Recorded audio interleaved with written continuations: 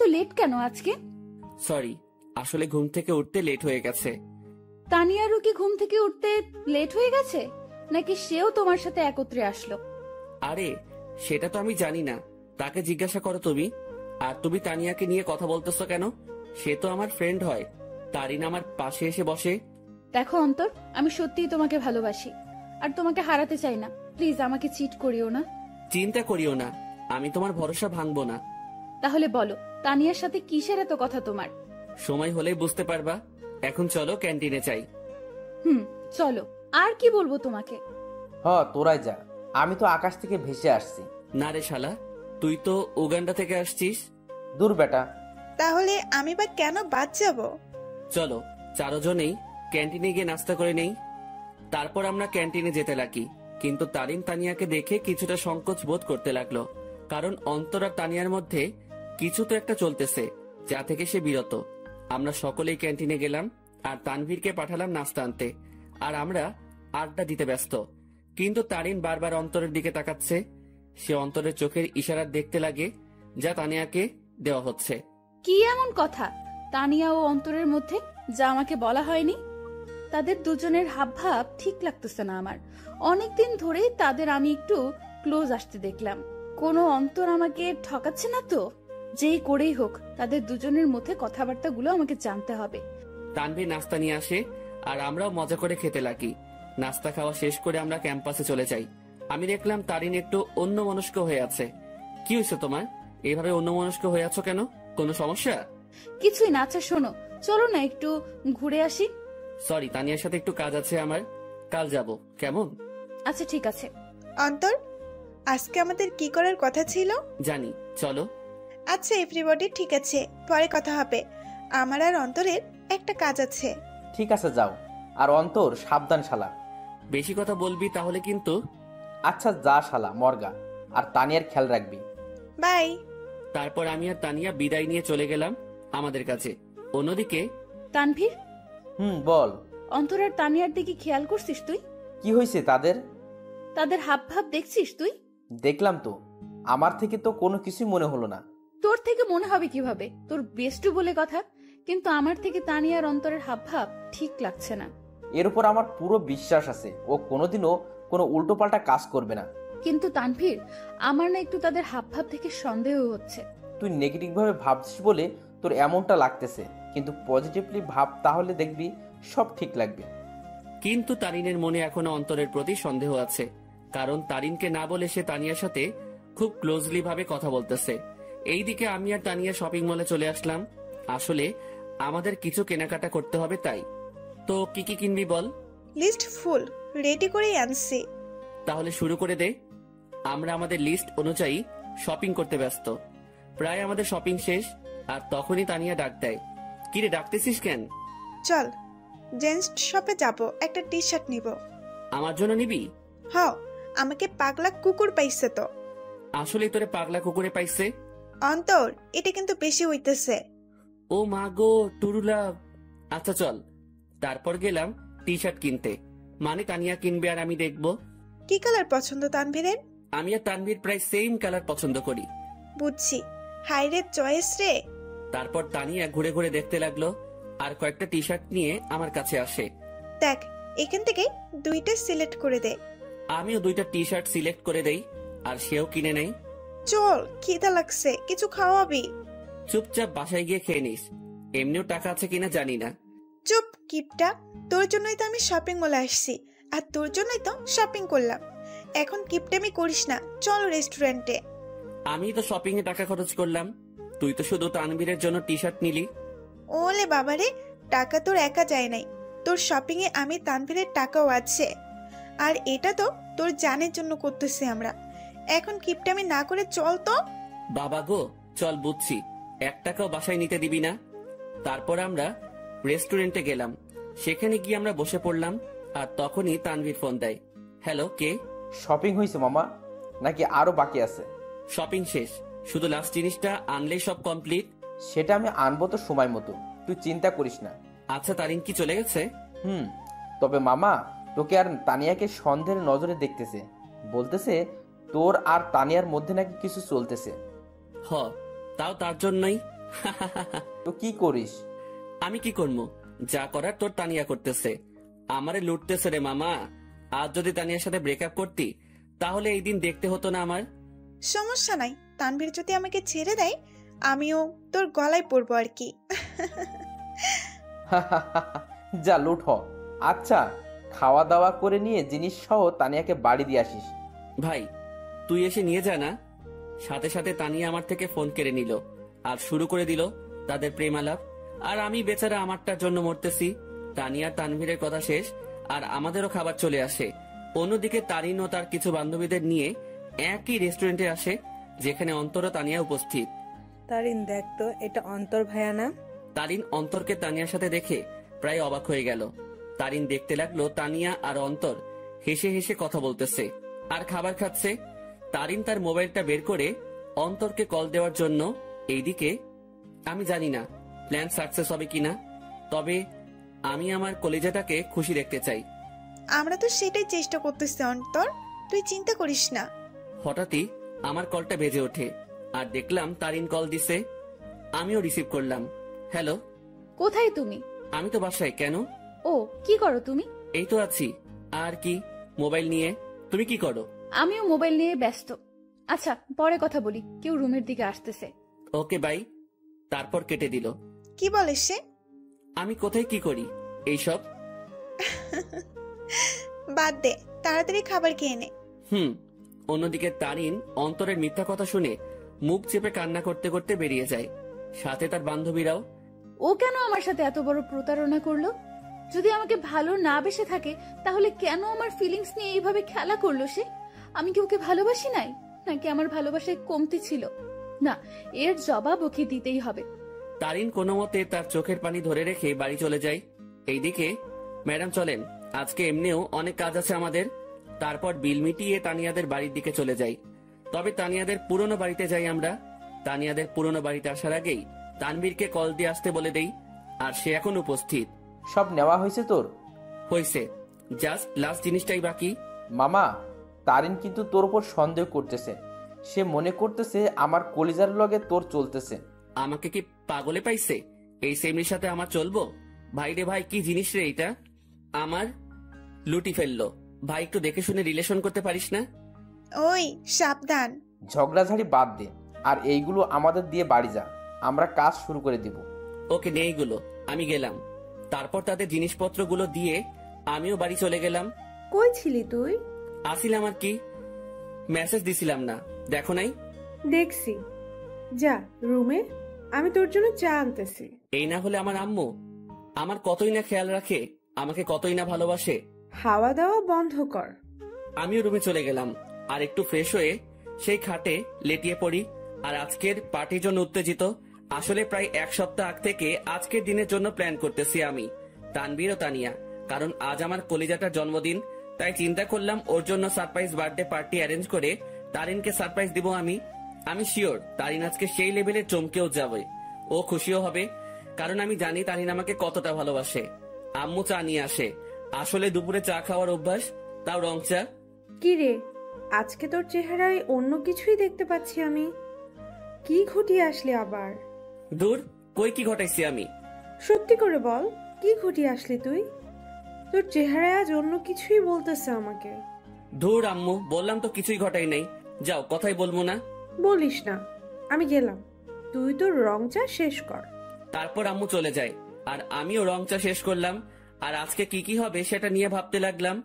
অন্যদিকে তারিন বালিশে মুখ গুজে কান্না করতে ব্যস্ত, কারণ সে অন্তরকে তানিয়ার সাথে রেস্টুরেন্টে দেখলো। আর যখন সে অন্তরকে কল দেয় ও জিজ্ঞাসা করে, তখন অন্তর তাকে মিথ্যা বলে। সে অন্তরের এইসব নিয়ে ভাবতে লাগে আর চোখের পানি ফেলতে লাগে। সন্ধ্যাবেলা আমিও রেডি হয়ে নিলাম, দেখলাম তানিয়া কল দিছে। হ্যাঁ বল। কই তুই আসবি না? আমি না আসলে আমার তারিনকে কেক কে খাওয়াবে, ও লাগাবে। আচ্ছা, তানবীর কি গেছে কেক আনতে? তুই তাড়াতাড়ি আয়। বলেই কল কেটে দিল। আমিও মোবাইল আর ওয়ালেট নিয়ে বাসা থেকে বেরিয়ে পড়লাম। আমি চলে গেলাম সেই জায়গায়, সেখানে আমাদের বার্থডে পার্টি হবে। আর সেটা হলো তানিয়াদের পুরনো বাড়ি। আসলে তানিয়ার পরিবার আমাদের চিনে, আর তানিয়া ও তানভীরের বিয়েও ঠিক হয়ে আছে। কারণ তানিয়া ও তানভীরের বাসায় তাদের সম্পর্ক মেনে নেয়। আমিও দরজার কাছে গিয়ে নক দেই। কিরে, আসছিস? হ, আজকে সেই মজা হবে। আমি তো আর ওয়েট করতে পারতেছি না। ভেতরে চল তো। আমিও ভিতরে চলে যাই। অন্যদিকে তানিনের বান্ধবী নিশু দেখে অন্তর ও তানিয়ার কথাবার্তা শুনে অবাক হয়ে যায়। এটা আমি কি শুনলাম? অন্তর ভাইয়া তানিয়া আপুর সাথে উনি এত নিচু মানুষ তা আমার জানা ছিল না। আমি এখনই তারিনকে বলবো এই সব। নিশু তার মোবাইল বের করে আর তারিনকে কল দেয়। হ্যালো তারিন, শোন, কথা আছে। বলো। তারপর নিশু যা যা শোনে সব বলে। যা শুনে তারিন এবার রেগে যায়। আয় জানোয়ারের বাচ্চা, আমি এবার ছাড়বো না। আমি এর শেষ দেখেই ছাড়বো। তুই সেইখানেই থাক, আমি এক্ষুনি আসতেছি। তারপর কল কেটে দেয় আর তারিনও রেগে ঘর থেকে বের হয় অন্তরকে সাহায্য করার জন্য। তারিন ও তার বান্ধবী নিশু মিলে ঘরের দরজায় গিয়ে কান পেতে শুনে। এইদিকে আমি আর তানিয়া মিলে হলরুমে যা যা করা বাকি ছিল তা করলাম। আমিও তাড়াহুড়ো করতে গিয়ে সেখানে থাকা সোফার টেবিলের উপরে একটা বোতল ছিল, সেটা ধাক্কা খেয়ে তানিয়ার গায়ে পড়ি। আউ! সরি। এত তাড়াহুড়ার কি আছে, আস্তে আস্তে কর। ওকে। অন্যদিকে তারিন তাদের কথাগুলো শুনে মুখ চেপে কান্না করতে লাগলো আর নিশু প্রায় অবাক হয়ে গেল এই সব শুনে। অন্তর ভাইয়া এত নিজ আর নোংরা প্রজাতির মানুষ হবে তা কল্পনাও করতে পারি না আমি। কুত্তার বাচ্চা, জানোয়ার, নরপশু, তুই তো আজকে শেষ। তারপর তারিন জোরে জোরে দরজা নক করতে লাগে। এইদিকে মনে হয় ও চলে আসছে। ওরে আমার লজ্জাপতি, এত লজ্জা পাইস না। তোর লজ্জা দেখে না লজ্জাও ইনসাল্টেড ফিল করবে। কুত্তা, তোর সাথে কি এমন দুশ্মনী করলাম, কথায় কথায় ইনসাল্ট করিস? যা, দরজা খোল। আমিও গিয়ে দরজা খুললাম। দরজা খুলে থ হয়ে গেলাম, কারণ তারিন ও নিশু উপস্থিত। তোমরা সাথে সাথে তারিন আমার কলার ধরে আমাকে ছুঁড়ে মারে ফ্লোরে। কুত্তার বাচ্চা, জানোয়ার, শয়তান, বেয়াদব, লম্পট, বখাটে প্লে বয়, আমার সাথে কি করে এসব করতে পারলি তুই? সাথে সাথে তারিন তার জুতা খুলে আর আমার গালে মারতে থাকে। জানিস আমি তোকে কতটাই না ভালোবাসছি, কিন্তু তুই যে এমন হবি কে জানতো? তারিন, কি করছিস তুই এইসব? চুপ, বেয়াদব নষ্টা মেয়ে। তুইও কম না। তোর আর তানভীরের বিয়ে ঠিক হয়ে থাকার পরেও তুই আমার বয়ফ্রেন্ডের সাথে ছি। আর তুই, তোকে কতই না ভালো ভাবছিলাম আমি, কিন্তু তুই তো আস্ত একটা লুচ্চা, বেয়াদব, লম্পট। মানে যত খারাপই বলি না কেন, তার থেকেও নিচ তুই। আমি তারিনের অবস্থা দেখে অবাক হয়ে গেলাম। আর সে তো আমাকে তার পায়ের জুতো দিয়ে আমাকে মারলো। তার এই ব্যবহার দেখে আমার চোখ দিয়ে টপ টপে পানি পড়তে লাগে। আজ তারিন আমার সাথে এটা করতে পারলো? আমি কি এমন অপরাধ করলাম যার জন্য তারিন আমাকে এতগুলো কথা শোনালো আর জুতার বাড়িও দিল? তোর যদি রুম ডেট করার এত ইচ্ছা ছিল আমাকে বলতি, কিন্তু তুই কি না। এই লুচ্চা প্লে বয়, তোর কি একটুও মনে সংকোচ বোধ করে নাই? নিজেই নিজের বেস্ট ফ্রেন্ডের হবু বউয়ের সাথে তুই আমার তো মন ভেঙে ফেললি, কিন্তু কি করে নিজের বেস্ট ফ্রেন্ডকেও ধোকা দিলি তুই? বলেই তারিন আমাকে জুতা দিয়ে মারতে লাগলো। ভাইয়া, আপনি এত নিচু প্রজাতির মানুষ হবেন তা আমার জানা ছিল না। আপনি জানেন তারিন সবসময় আপনাকে নিয়ে কথা বলতো, সবসময় আপনাকে নিয়ে কতই না স্বপ্ন ছিল তার, কিন্তু আপনি কি না। ভাইয়া, আপনাকে দেখে আমার ঘৃণা হচ্ছে। তাদের কথাগুলো শুনে আমি চোখ দিয়ে পানি ফেলছিলাম। আজ তারিন আমাকে এইভাবে অপমান করলো। আমি তো কোনো অন্যায় করি নাই, তাহলে কি বলতেছে তারিন এইসব? সত্যি কলিজাটা ফেটে যাচ্ছে আমার। জানিস তোকে কি করা দরকার? তোকে জুতার মালা পরায় এলাকায় ঘুরানো দরকার। দাঁড়া, আমি পুলিশকে কল দিচ্ছি। আর তখনই তানভীর কেক নিয়ে উপস্থিত হয়। সে আমাকে এভাবে পড়ে থাকতে দেখে ও তারিনকে এখন এখানে দেখে অবাক হয়ে যায়। এই অন্তর, এইভাবে পড়ে আসিস কেন? আর তারিন এখন এখানে কি করতেছে? তানভীর, আমি তোকে আগেও বলেছি এই জানোয়ার ও তোর নষ্টা হবু বউয়ের মাঝে অনেক কিছু চলতেছে, কিন্তু তুই বিশ্বাস করিস নাই। কিন্তু দেখ, আমার সন্দেহ ঠিক সত্যিই হয়েছে। আজ আমিও নিশু মিলে হাতে নাতে ধরছি এই দুইটাকে। তারা এখানে তাদের কীর্তিকলাপের ব্যস্ত ছিল, আর আমাকেও তোকে ঠকাচ্ছিল তারা দুজন মিলে। তানভীর কথাটা শুনে অবাক হয়ে যায়। তবে তানভীর অবাক হয় তারিনের কথাগুলো শুনে। এই কি বললি তুই? অন্তর আর তানিয়ার মাঝে কি চলতেছে? দেখ তুই, তাদের দুইটাকেই তানিয়ার পুরনো বাড়িতে ধরছি আমরা। দেখ, পুরনো বাড়িতে এসে তারা তাদের প্রেম লীলা চালাচ্ছিল, কিন্তু আজ ধরা খেয়ে গেল দুই নষ্টা। সাথে সাথে তানভীর দিল তারিনকে কষে এক থাপ্পড় খেয়ে তারিন ফ্লোরে পড়ে যায়। দেখলাম তানভীর রেগে আছে। আমিও উঠে তানভীরকে ধরি। অন্তর, ছাড় আমাকে। এই মেয়ে কাকে কি বলতেছে? তারিন তানভীরের দিকে গাল হাত দিয়ে তাকিয়ে আছে আর নিশু অবাক চোখে তানভীরের দিকে তাকিয়ে আছে। তানভীর আমার থেকে নিজেকে ছাড়াই নাই আর তারিনের চুলের মুঠি ধরে দাঁড় করায়। এই তুই কাকে কি বলছিস? আর কি বললি তুই? তারা এখানে এসে তাদের প্রেম লীলা চালাচ্ছিল, তাই না? আয় আমার সাথে তুই। তানভীরের তারিনের চুলের মুঠি ধরে হলরুম দেখাতে লাগে। এই দেখ তারা আসলে কি করতেছিল। তোর জন্মদিন উদযাপন করার জন্য সে আজ থেকে 7 দিন আগে থেকেই তোকে খুশি করার জন্য আমাকে ও তানিয়াকে নিয়ে প্ল্যান করে।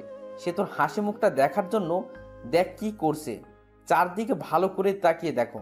তারিন ভালো করে দেখে পুরো হলরুম দেখে যা সম্পূর্ণভাবে সাজানো। সেখানে বেলুন, জরি কাগজ ও বিভিন্ন কাগজের কারুকার্য দিয়ে সাজানো। তারপর তানভীর তারিনের চুলের মুঠি ধরে বার্থডে অলবোর্ড দেখায়। কি ওরা তো এখানে নষ্টামি করতে আসছে, তাহলে এই সব কোনো প্রয়োজন ছিল? উত্তর দে। তানভীর আবার তারিনকে চুলের মুঠি ধরে কেকের প্যাকেটের কাছে নিয়ে যায়। দাঁড়া, তাদের নষ্টমী আরও একটা নমুনা দেখায় বলেই সেই প্যাকেট খুলে দেখায়। দেখ তাদের নষ্টামি উদযাপন করার জন্য বার্থডে কেক আনে, যেটা তো সুন্দর করে লেখা আছে হ্যাপি বার্থডে তারিন। তারিন এই সব দেখে তাদের মনের মধ্যে অন্তরের বিরুদ্ধে যত সন্দেহ ঘৃণা ছিল সব দূর হয়ে যায়। আর সেই সেখানেই হাউমাউ করে কান্না করে দেয়। কিরে এখন কান্না করতেছিস কেন তুই? আরও দেখবি তাদের নষ্টামির নমুনা। আসলে তোদের মতো মেয়েরা না ভালোবাসতেই জানে না। শুধু মুখে ভালোবাসি ভালোবাসি বললেই হয় না, মনে প্রাণে বিশ্বাসও করতে হয় ভালোবাসার মানুষকে। কিন্তু তুই কি করছিস? খালি সন্দেহ। হ্যাঁ, আমার বেস্টু খারাপ, কারণ সে তাকে খুশি করতে চেয়েছিল। আর আমি আমার সেই খারাপ বন্ধুকে নিয়ে গর্ব করি, কারণ সে মানুষকে ঠকায়নি কোনোদিনও। সে সব সময় সবাইকে হাসি খুশি দেখতে চায়, কিন্তু আড়ালে সে নিজেই কান্না করে যেত। কিন্তু যখন তুই তার জীবনে আসছিস সে মনে করছিল সেও এখনো হাসি খুশি থাকবে, কিন্তু তুই আজকে তাকে সবচেয়ে বড় কষ্ট দিয়ে দিলি। হ্যাঁ, আমার বন্ধু জানোয়ার, কারণ সে তোকে হাসাতে চেয়েছিল, যার প্রতিদান আজ তুই দিয়ে দিলি। তানভীর, অন্তর কোথায়? নিশু, অন্তর কোথায়? নিশু চুপ হয়ে আছে।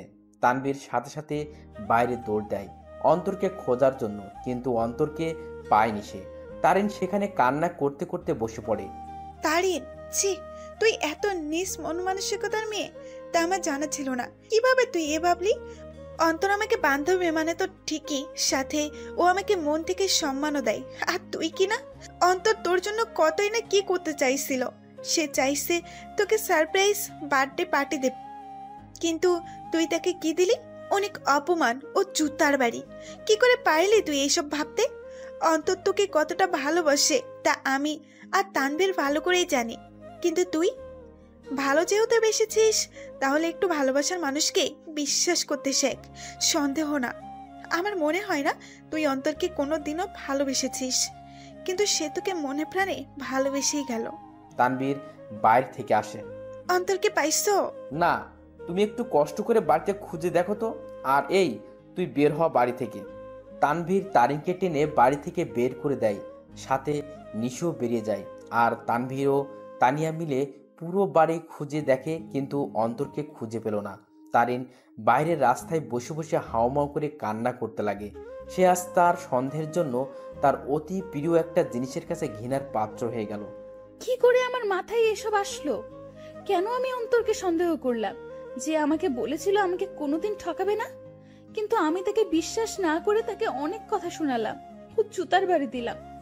ছেলেটা তো আমাকে হাসি খুশি রাখতে চেয়েছিল, কিন্তু আমি ওকে কাঁদিয়ে দিলাম। বলে সে আরো কান্নায় ভেঙে পড়ে। এইদিকে আমি মেইন রোডে চলে আসলাম। আজ আমাকে আমার ভালোবাসা ভালোই একটা শিক্ষা দিল আর বুঝিয়ে দিল আমি তার মনে কোনোদিনও জায়গা করে নিতে পারলাম না। আমি তার মনে বিশ্বাস জোগাতে পারলাম না। হয়তো আমারই ভুল ছিল, আগে তার মনে বিশ্বাস জোগানোটা দরকার ছিল, পরে না হয় তার জন্য কোনো কিছু করতাম। হয়তো আমার ভালোবাসায় কমতি ছিল, যার পরিণাম জুতার বাড়ি পেলাম। না, আর কোনোদিনও কাউকে ভালোবাসবো না, আর মনে আঘাত চাই না। আমি তারিনকে পেয়ে মনে করেছিলাম আমার দুঃখ কষ্ট ওর সাথে শেয়ার করব। মনে করলাম ও আমাকে বুঝবে, কিন্তু আমি ভুল ছিলাম। থাক, আর কাউকে ভালোবাসার প্রয়োজন নেই, আমি একাই ঠিক আছি। আর যদি কাউকে প্রয়োজন হয়, আমার বেস্টু ও আমার হৌভাবি আছে না, কিন্তু না আর কাউকে বিশ্বাস করব, না কাউকে মন দিব।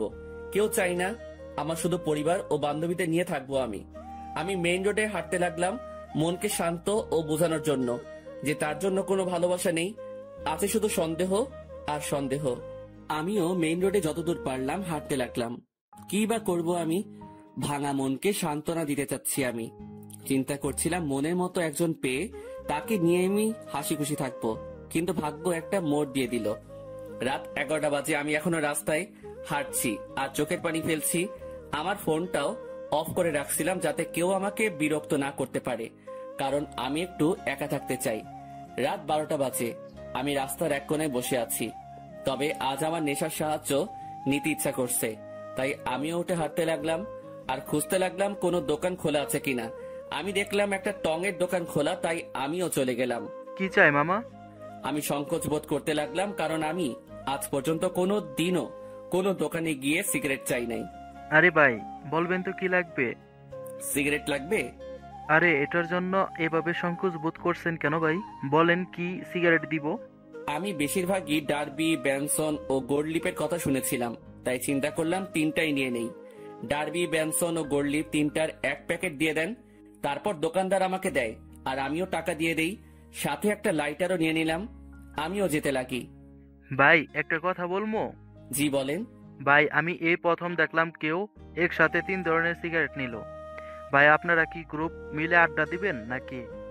সেটা আপনি না জানলেও চলবে। আপনার কাজ সিগারেট বিক্রি করা, এই সকল প্রশ্ন করা না। বলেই চলে আসলাম সেখান থেকে। তারপর আমিও আবারও মেইন রোডে গিয়ে সিগারেট ধরালাম। হাতে সিগারেট খাবো কি খাবো না তা ভাবতে লাগলাম। পরে এইসব ভাবনা চিন্তা বাদ দিয়ে সোজা খাওয়া শুরু করে দিলাম। প্রথমে একটু কষ্ট লাগলেও পরে ঠিক লাগতে লাগলো। প্রথমে গোল্ডলিপ, এরপর ব্যানসন, এরপর ডার্বি খেলাম। একটা শেষ হতেই অন্য একটা ধরিয়ে দিলাম। এভাবে 3 প্যাকেটই প্রায় শেষ। শুধু ডার্বির 4টা সিগারেট বাকি আছে। দেখলাম 1টা বাজে। পরে মনে পড়লো বাসার কথা, তাই মোবাইলটা অন করলাম। অন করতেই আম্মু আব্বুর প্রায় 150-র উপরে SMS এবং সাথে সাথে আব্বুর ফোন।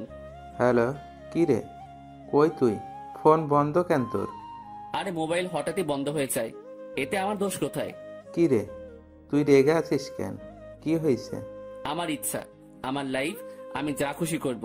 ফোনটা রাখো, আর আমি পরে আসবো, একটা পার্টিতে আছি, বাই বলেই কল কেটে দিলাম। এরপর বাকি যে সিগারেট গুলো ছিল সেগুলো একটার পর একটা শেষ করলাম। আমি চাচ্ছি সিগারেটের ধোঁয়া দিয়ে নিজের কষ্টটাকেও উড়িয়ে দিতে। প্রায় 2:30 বাজে আমি বাসার দিকে গেলাম। আমি দরজায় টান দিতেই দরজা খুলে যায় আর আমি বাড়ির দরজা বন্ধ করে দিয়ে রুমে চলে যাই। শুয়ে থাকতে থাকতে ঘুম চলে আসে। অন্তর, অন্তর, আব্বু ওঠ, আর কতক্ষণ ঘুমাবি? সকাল হয়েছে তো। আম্মুর ডাকে আমি উঠে পড়ি। এভাবে কি দেখো তুমি? তোর চোখ লাল হয়ে আছে কেন? ধুর, বোকার মতো কথা বলিও না তো। কাল রাতে আসলাম কয়টায়, আমি ভালো করে ঘুমাতে পারি নাই তো, তাই। আমিও উঠে বাথরুমে ফ্রেশ হতে চলে যাই। সেখানে আমি আয়নায় আমার চোখগুলো দেখতে লাগলাম। আসলে আমার চোখগুলো লাল হয়ে আছে, তবে একটু ভয়ঙ্কর লাগতেছে দেখতে। এখন আমার চোখগুলো দেখলে মনে হবে আমি কোনো এক নরপশু হিংস্র হয়ে আছি আর শিকার পেলে সোজা গিলে ফেলবো। আমি খেয়াল করলাম আমার গায়ের থেকে সিগারেটের গন্ধ আসতেছে, তাই পকেটে যা যা ছিল সব বের করে এক সাইডে রেখে সেই অবস্থায় গোসল করে নিলাম। তারপর রুমে গিয়ে একটা টি শার্ট ও প্যান্ট নিয়ে আবার বাথরুমে চলে গেলাম আর চেঞ্জ করে নিলাম। এরপর আমি আমার রুমে আয়নার সামনে গেলাম। সেখানে গিয়ে নিজেকে দেখতে লাগলাম। একদিনে কিটাকে কি হয়ে গেলাম আমি। আমার চুলগুলো ভেজা অবস্থায় আছে, তাই সেগুলো নেমে আছে, আর চুলগুলো বড় হওয়ার কারণে চোখ বরাবর আসলো। তবে সেই অবস্থায় নিজেকে দেখলাম আর নিজেই প্রায় ভয় পেয়ে গেলাম, কারণ আমার চুল ও চোখের জন্য একটা কি বলবো ভাই, বাদ দেন। আমিও ডাইনিং রুমে চলে গেলাম। দেখলাম আব্বুও উপস্থিত। আমিও টেবিলে বসলাম। কি রে, কাল রাতে কই ছিলি? একটা ফ্রেন্ডের বাসায় বার্থডে পার্টিতে ছিলাম। আমাদের একটু বলে যাইতি, ভালো হইতো। আমাদের কি চিন্তা হয় না তোর জন্য? সাথে সাথে টেবিলের উপর থেকে একটা গ্লাস নিয়ে ফ্লোরে আছাড় মেরে ভেঙে ফেলি। আমাকে পাইছোটা কি তোমরা? আমি কি মেয়ে নাকি যে আমাকে নিয়ে চিন্তা হয়?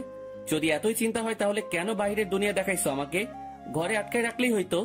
আমার অবস্থা দেখে আম্মু আব্বু দুজনেই নিস্তব্ধ হয়ে গেল, আর আমিও টেবিল থেকে উঠে সোজা রুমে চলে গেলাম। তখন মনে পড়লো ফোনের কথা। আমিও ফোনটা হাতে নিলাম। দেখলাম তারিনের নাম্বার থেকে অনেকগুলো মিসড কল। আমি ফোনটা খাটের উপরে ছুঁড়ে মারি। ফোন বাজতে লাগলো। দেখলাম আননোন নাম্বার থেকে কল আসছে। আমিও রিসিভ করলাম। হ্যালো, আসসালামু আলাইকুম, কে বলছেন? হ্যালো, কোথায় তুমি? কলেজে আসো নাই কেন? দেখো, দোহাই লাগে, একটিবার দেখা করো আমার সাথে। ওই আমাকে পাইছিস কি তুই? যখন ইচ্ছা কষ্ট দিবি, যখন ইচ্ছা পিরিত দেখাবি, তাই না? আর কোনো দিনও আমাকে কল দিবি না। তোর মতো ভালো মেয়ের সাথে আমার মতো লুচ্চা নষ্টা প্লে বয়ের কথা বলা উচিত না। রাখ ফোন বলে কল কেটে দিলাম আর মোবাইলটা খাটে ছুড়ে ফেলি। লাগবে না কারো ভালোবাসা আমার, একাই ঠিক আছি আমি। অনেক কষ্ট দিয়ে এখন আলগা পিরিত দেখাইতে আসছে না। এই সিমটাই ভেঙে ফেলবো আমি। না থাকবে সিম, না হবে কন্ট্রাক্ট। আমি মোবাইলটা হাতে নিয়ে তা খুলে সিম নিয়ে নেই আর সেটা ভেঙে ফেলি আর খাটে শুয়ে পড়ি চোখটা বন্ধ করে। হঠাৎই কেউ একজন আমার মাথায় হাত বুলিয়ে দিতে লাগে। আমিও চোখ খুলে দেখি আম্মু মাথায় হাত বুলিয়ে দিচ্ছে। কি রে আব্বু, কি হয়েছে তোর? একটু বল তো আমাকে। কিছু হয় নাই আমার। আচ্ছা, দেখি আমি নাস্তা খাইয়ে দিই। আচ্ছা দাও। তারপর দেখলাম আম্মু নাস্তা নিয়েই আমার রুমে আসে আর প্লেট নিয়ে আমাকে খাওয়াই দিতে লাগে। আচ্ছা শোন, তোর নানু কল দিছিল, এক কাজ কর, তুই কয়েকদিন সেখান থেকে ঘুরে আয় না। আচ্ছা ঠিক আছে, যাব। ঠিক আছে, আজই চলে যা, তাহলে ভালো হবে। ঠিক আছে। আম্মু আমাকে নাস্তা খাওয়াই দিয়ে চলে যায় আর আমিও চিন্তা করলাম আমার উপর এমনিও অনেক কিছুই গেছে, তাই একটু রিফ্রেশমেন্টের প্রয়োজন, তাই যাওয়াই উচিত। আমিও আমার ব্যাগ গুছিয়ে নিলাম। দেখলাম সকাল 11টা বাজে। আমি ব্যাগ নিয়ে রুম থেকে বেরিয়ে পড়লাম। আম্মু আব্বুর থেকে বিদায় নিয়ে আমি চলে গেলাম বাস স্টেশনে। আমিও টিকিট কাউন্টারে যেতেই শক খেয়ে গেলাম। কিরে, এখন কোথায় যাস? আমি কি বলবো বুঝতে পারতেছি না, কারণ আমার সামনে তানভীর দাঁড়িয়ে আছে। শালা তুই তুই এখানে কি করতেছিস? শালা আমাকে একা করে কই যাচ্ছিস? আর ফোন বন্ধ কেন তোর? এমনি। এখন তুই এখানে কেন? আর কই যাচ্ছিস তুই? যাইতেছি আর কি, বেস্টুর নানার বাড়ি। মানে আমি তুই একই জায়গায় যাচ্ছে মামা। এবার কথা বলিস না, টিকিট নে। আমি আর কোনো কথা না বলে টিকিট নিতে গেলাম, কিন্তু প্রশ্ন হলো এই হারামি কি করে জানলো আমি যে এলাকা ছাড়তেছি? জি, 2টা টিকিট দেন তো জায়গার জন্য। নিয়ে নে, পরের বাস দেরি আছে। ঠিক আছে দেন তাহলে। আমি 2টা টিকিট নিয়ে নিলাম, কিন্তু আমরা দুজন দু প্রান্তে বসতে হবে। আমরা বাসে উঠলাম। আমি শুধু একটা ব্যাগ নিয়ে আসলাম, যেটাতে কিছু জামা কাপড় ও আমার কিছু প্রয়োজনীয় জিনিস আছে। আমি আবার সিটে বসলাম। যাক ভালোই, আমাকে জানালার পাশ দেওয়া হয়েছে। এবার প্রকৃতি উপভোগ করতে করতে নানার বাড়ি যাওয়া যাবে। আমি দেখলাম তানভীর, আমি যে সারিতে বসলাম সে আমার বাম পাশে সারির আমার সিট বরাবর 3 সিট পর তার সিট। আমি সিটে বসে আছি আর বাস ছাড়ার অপেক্ষা করতেছি। আমি জানালা দিয়ে বাহিরে দেখতে লাগি। এক্সকিউজ মি, এটা আমার সিট, আমি কি এখানে বসতে পারি? আমি কথা শুনে সাথে সাথে তাকালাম। দেখলাম একটা কালো বোরকা পরা একটা মেয়ে এই কথা বলল। কোনটা আপনার সিট? জি, আপনার পাশের সিট আমার। আমি কি এখানে বসতে পারি? পড়ে গেলাম মুসিবতে। আমি কিনা সিট পেলাম, তাও একটা মেয়ের পাশের সিট।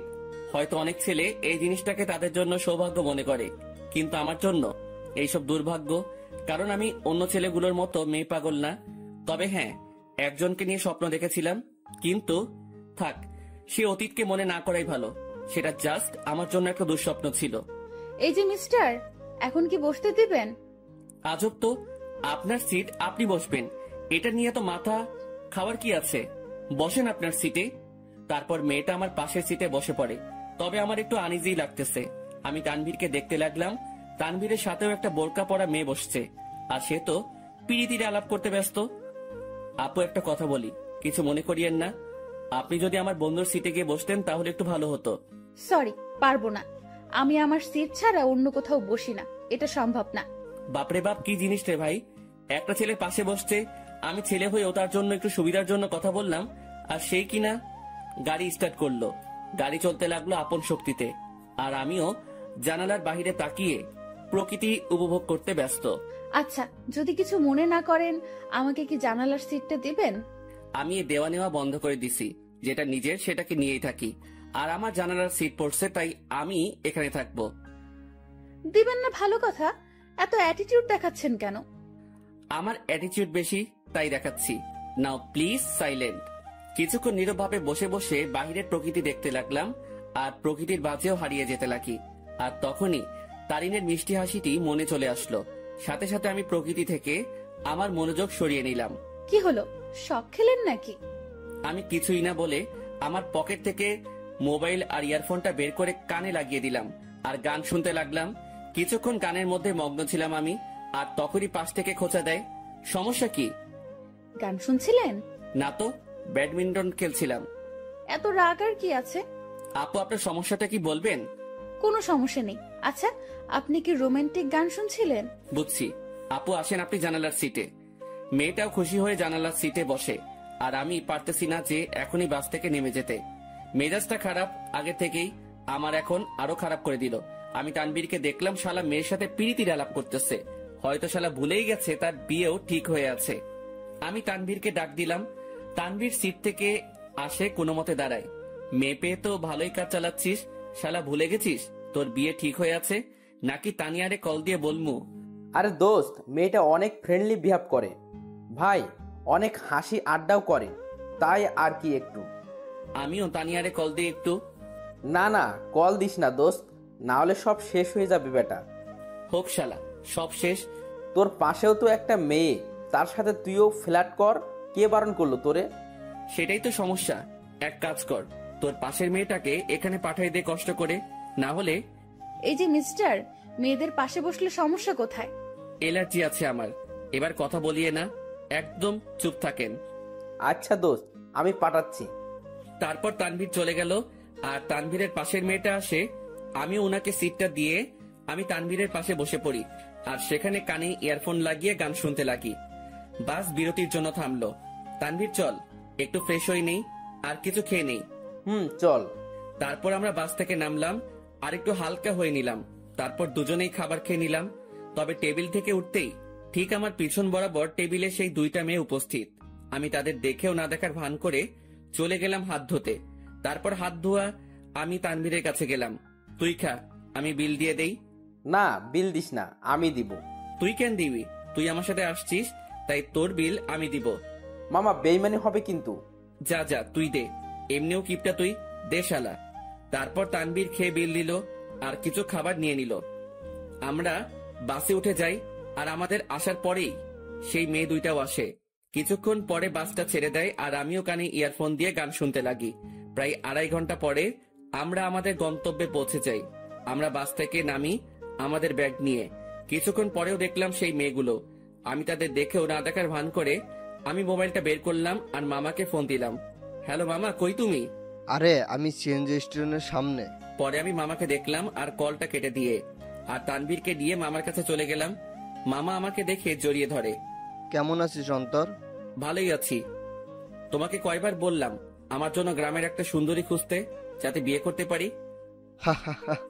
বজ্জাত, এখনো ফাজলামি যায় নাই তাই না? কেমনে যাবে, মুই লেজেন্ডারি ফাজিল। আর মামা, এ হলো আমার বেস্টু, যার কথা তোমাকে বলতাম। কেমন আছো তানভীর? তোমার কথা আমাকে এই ফাজিলটা প্রায় সময় বলে থাকে। জি ভালো, আপনি কেমন আছেন? ভালো। আচ্ছা তোরা চল আমার সাথে। তারপর মামা একটা সিএনজি ভাড়া করে, কিন্তু মামা কাকে যেন খুঁজতে লাগলো। কাকে খুঁজো মামা?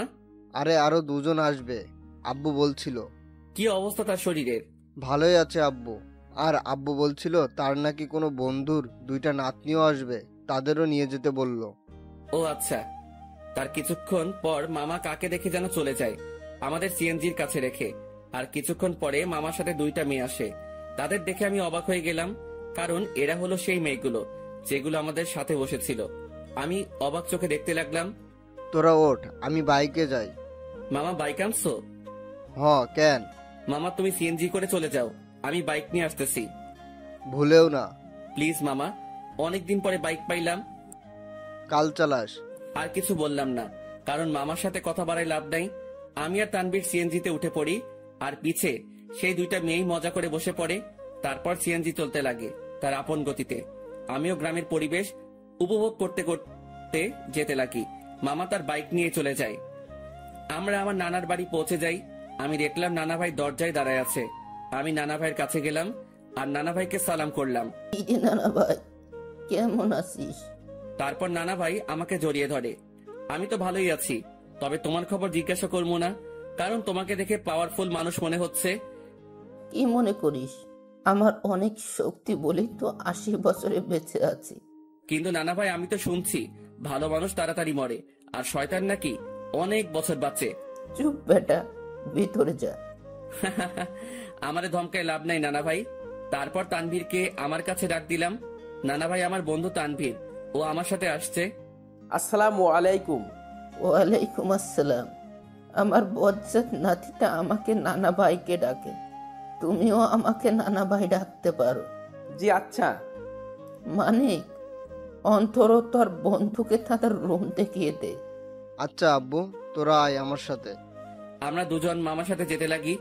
আসলে নানাদের বাড়িটা বলতে গেলে বড় একতলা বিল্ডিং, যেটা একটু বড় করে বানানো হয়। মামা আমাদের একটা রুমে নিয়ে যায়। এটা তোদের রুম। আর তানভীর, তুমি আমাকে মামা ডাকতে পারো, অন্তর যেমনটা ডাকে আর কি। মামা না, এখন থেকে মামু ডাক মনে। আস্তে আস্তে শুরু করে দিলে। দাঁড়া, তোরে বিয়েটা করায়ে দিয়ে তোর বউয়ের হাতে তোরে শায়েস্তা করবো আমি।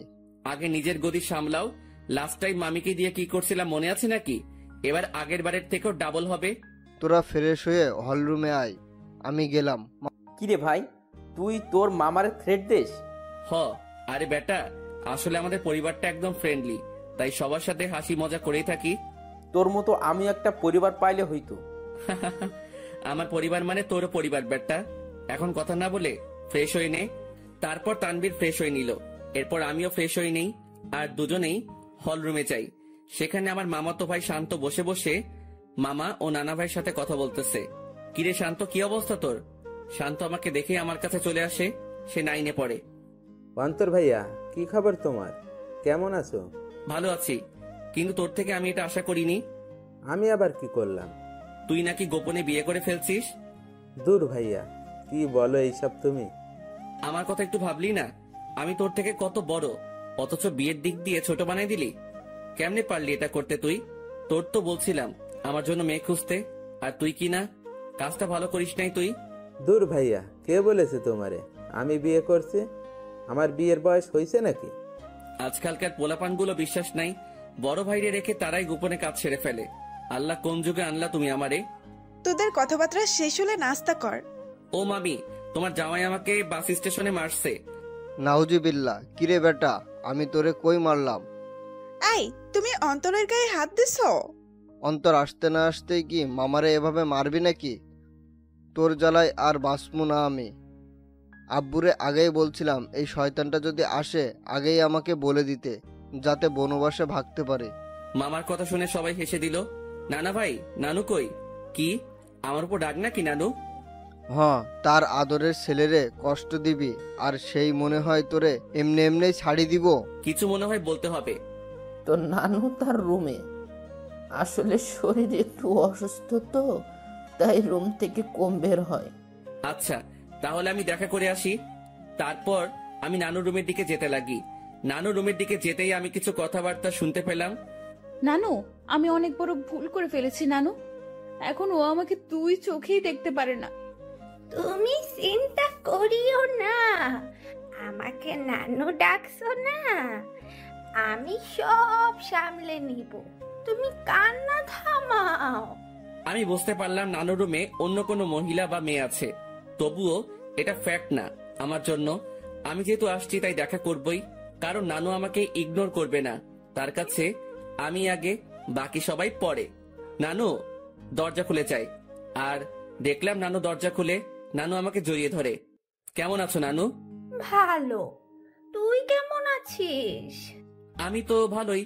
আয় ভিতরে আয়। আমি নানুর সাথে ভিতরে গেলাম।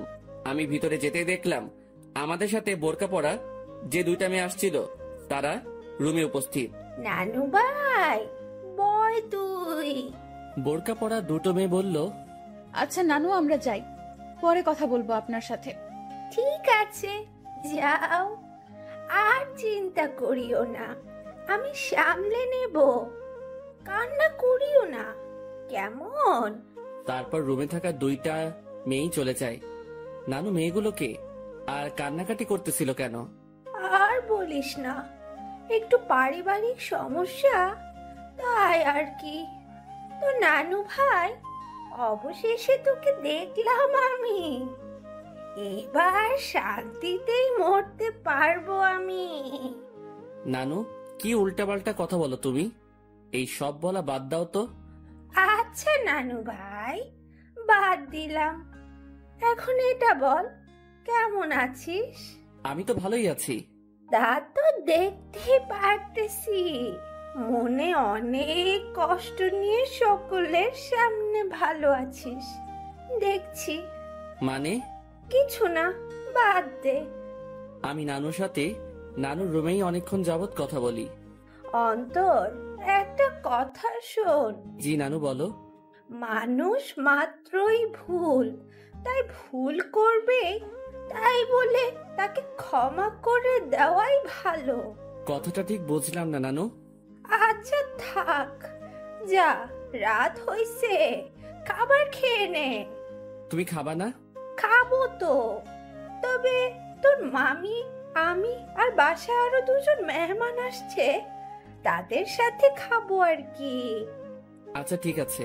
তারপর আমি নানুর রুম থেকে চলে যাই আর হল রুমে যাই। সেখানে দেখি নানা ভাই, মামা ও তানভীর কথা বলতেছে। ভালোই তো, বহুত ভালো আলাপ চলতেছে মনে হয়। আমাকে দেখেই তারা হতাশ হয়ে যায়। বুঝলাম না কেন। আজব তো, এইভাবে কি দেখো? আমি কি ভূত নাকি? ভূতের চেয়ে কম নাকি তুই? এই মামু, মেজাজ খারাপ কইরো না, না হলে কিন্তু। কি করবি তুই? গ্রামের একটা মাইয়ারে কিডন্যাপ করে বিয়ে করে চলে আসমো। আমার কথা শুনে সকলেই হাসতে লাগে, তবে আমিও উপর দিয়ে হাসতে লাগি, কিন্তু ভিতর দিয়ে থাক বাদ দেই এইসব। আমার জন্য কি অন্যদের হাসি ঠাট্টা বন্ধ করব নাকি? মামি আমাদের খাবারের জন্য ডাক দিল আর আমরাও চলে গেলাম খাবার খেতে। ভাই, শীতকাল, গায়ে আমার কোট আছে, তারপরেও একটু শীত লাগছে। রাতের খাবার খেয়ে নিলাম আমরা। আমিও চিন্তা করলাম রাতের বেলা একা একা হাঁটার। আমি আস্তে করে বাহিরের দিকে যেতে লাগি। কিরে, চোরের মতো কই যাস? যা শালা, ধরা খেয়ে গেলাম। না মানে একটু বাহিরে যাব মামা। অন্তর, বাইরে প্রচুর ঠান্ডা। অসুবিধা নাই, একটু যাই, চলে আসবো তো। ঠিক আছে যা, তবে দরজা লাগিয়ে দিবি। তুই দরজার কাছে আসলে আমাকে একটা কল দিস, আর তানবীরকে নিবি। না মামা, তানবীর এমনিও জার্নি করে আসছে, ক্লান্ত সে, তাই তাকে না নেওয়াই ভালো। আমি মামার সাথে কথা বলেই বাহিরে চলে আসি আর পকেট থেকে মাস্কটা বের করে পরে নেই আর কোটটাও মাথায় দিয়ে দেই। আমি হাঁটতে লাগলাম আর হাঁটতে হাঁটতে একটা দোকানের কাছে চলে গেলাম। আর সেখানে যেতেই মাথায় আসলো সিগারেটের কথা। মুখে মাস্ক আর হুডি, আর সেই অবস্থায় দোকানে চলে গেলাম। আরেক প্যাকেট ডার্বি নিয়ে নেই, সাথে ম্যাচও। সেটা নিয়েই আমিও চলে যাই এক নির্জন জায়গায়, মানে বলতে গেলে পুকুর পাড়। সেখানে পাড়ে বসার জায়গা আছে আর আমিও সেখানে বসে পড়ি আর সিগারেট টানতে লাগি। সিগারেটের ধোঁয়ার আমি আমার কষ্টগুলোকে উড়িয়ে দিচ্ছি। একজনকে মনে প্রাণে খুব ভালোবাসছিলাম, যার প্রতিদান জুতার বাড়ি পাইছি। একেবারে ভালো মতেও শিক্ষা হয়েছে আমার, আর কোনো দিনও ভালোবাসার দিকে যাব না। একাই ঠিক আছি আমি, না কারো টেনশন, না কাউকে হারানোর ভয় আমার। আমি পুকুর পাড়ে বসে বসে 2টা সিগারেট খাইলাম। আসলে পরিবেশটা আমার খুব ভালো লাগতেছে, কারণ চাঁদ রাত, আবার পুকুর পাড়ে, সেখানে পরিবেশটা খুবই দারুণ লাগতেছিল আমার। কিছুক্ষণ সেখানে সময় কাটিয়ে আমি বাড়ি চলে গেলাম। বাড়ির কাছে যেতেই মামাকে কল দিলাম আর মামাও দরজা খুলে দেয় আর আমি আমার রুমে চলে যাই। দেখি তানভীর ঘুম। আমিও আমার মোবাইলটা চার্জ দিয়ে ব্যাগে সিগারেট ও ম্যাচ ঢুকিয়ে রাখি আর গায়ে কম্বল দিয়ে ঘুম। সকালবেলা অন্তর ভাইয়া, এই ভাইয়া উঠো না কেন? সকাল হয়েছে তো ভাইয়া। আমিও উঠে পড়ি আর দেখলাম শান্ত আমাকে ডাকতে লাগলো। সকাল হয়েছে ভাইয়া, আম্মু নাস্তা রেডি করতেছে। তুই যা, আমি ফ্রেশ হয়ে আসতেছি। আর তানভীর কই? ভাইয়া তো আব্বু ও দাদুর সাথে কথা বলতেছে। তারপর শান্ত চলে গেল। আমিও উঠে পড়ি। হঠাৎই আমার জানালার দিকে চোখ গেল আর সেখানে দেখে মনে হচ্ছিল কেউ আমাকে দেখতেছিল। আমিও চলে গেলাম ফ্রেশ হতে।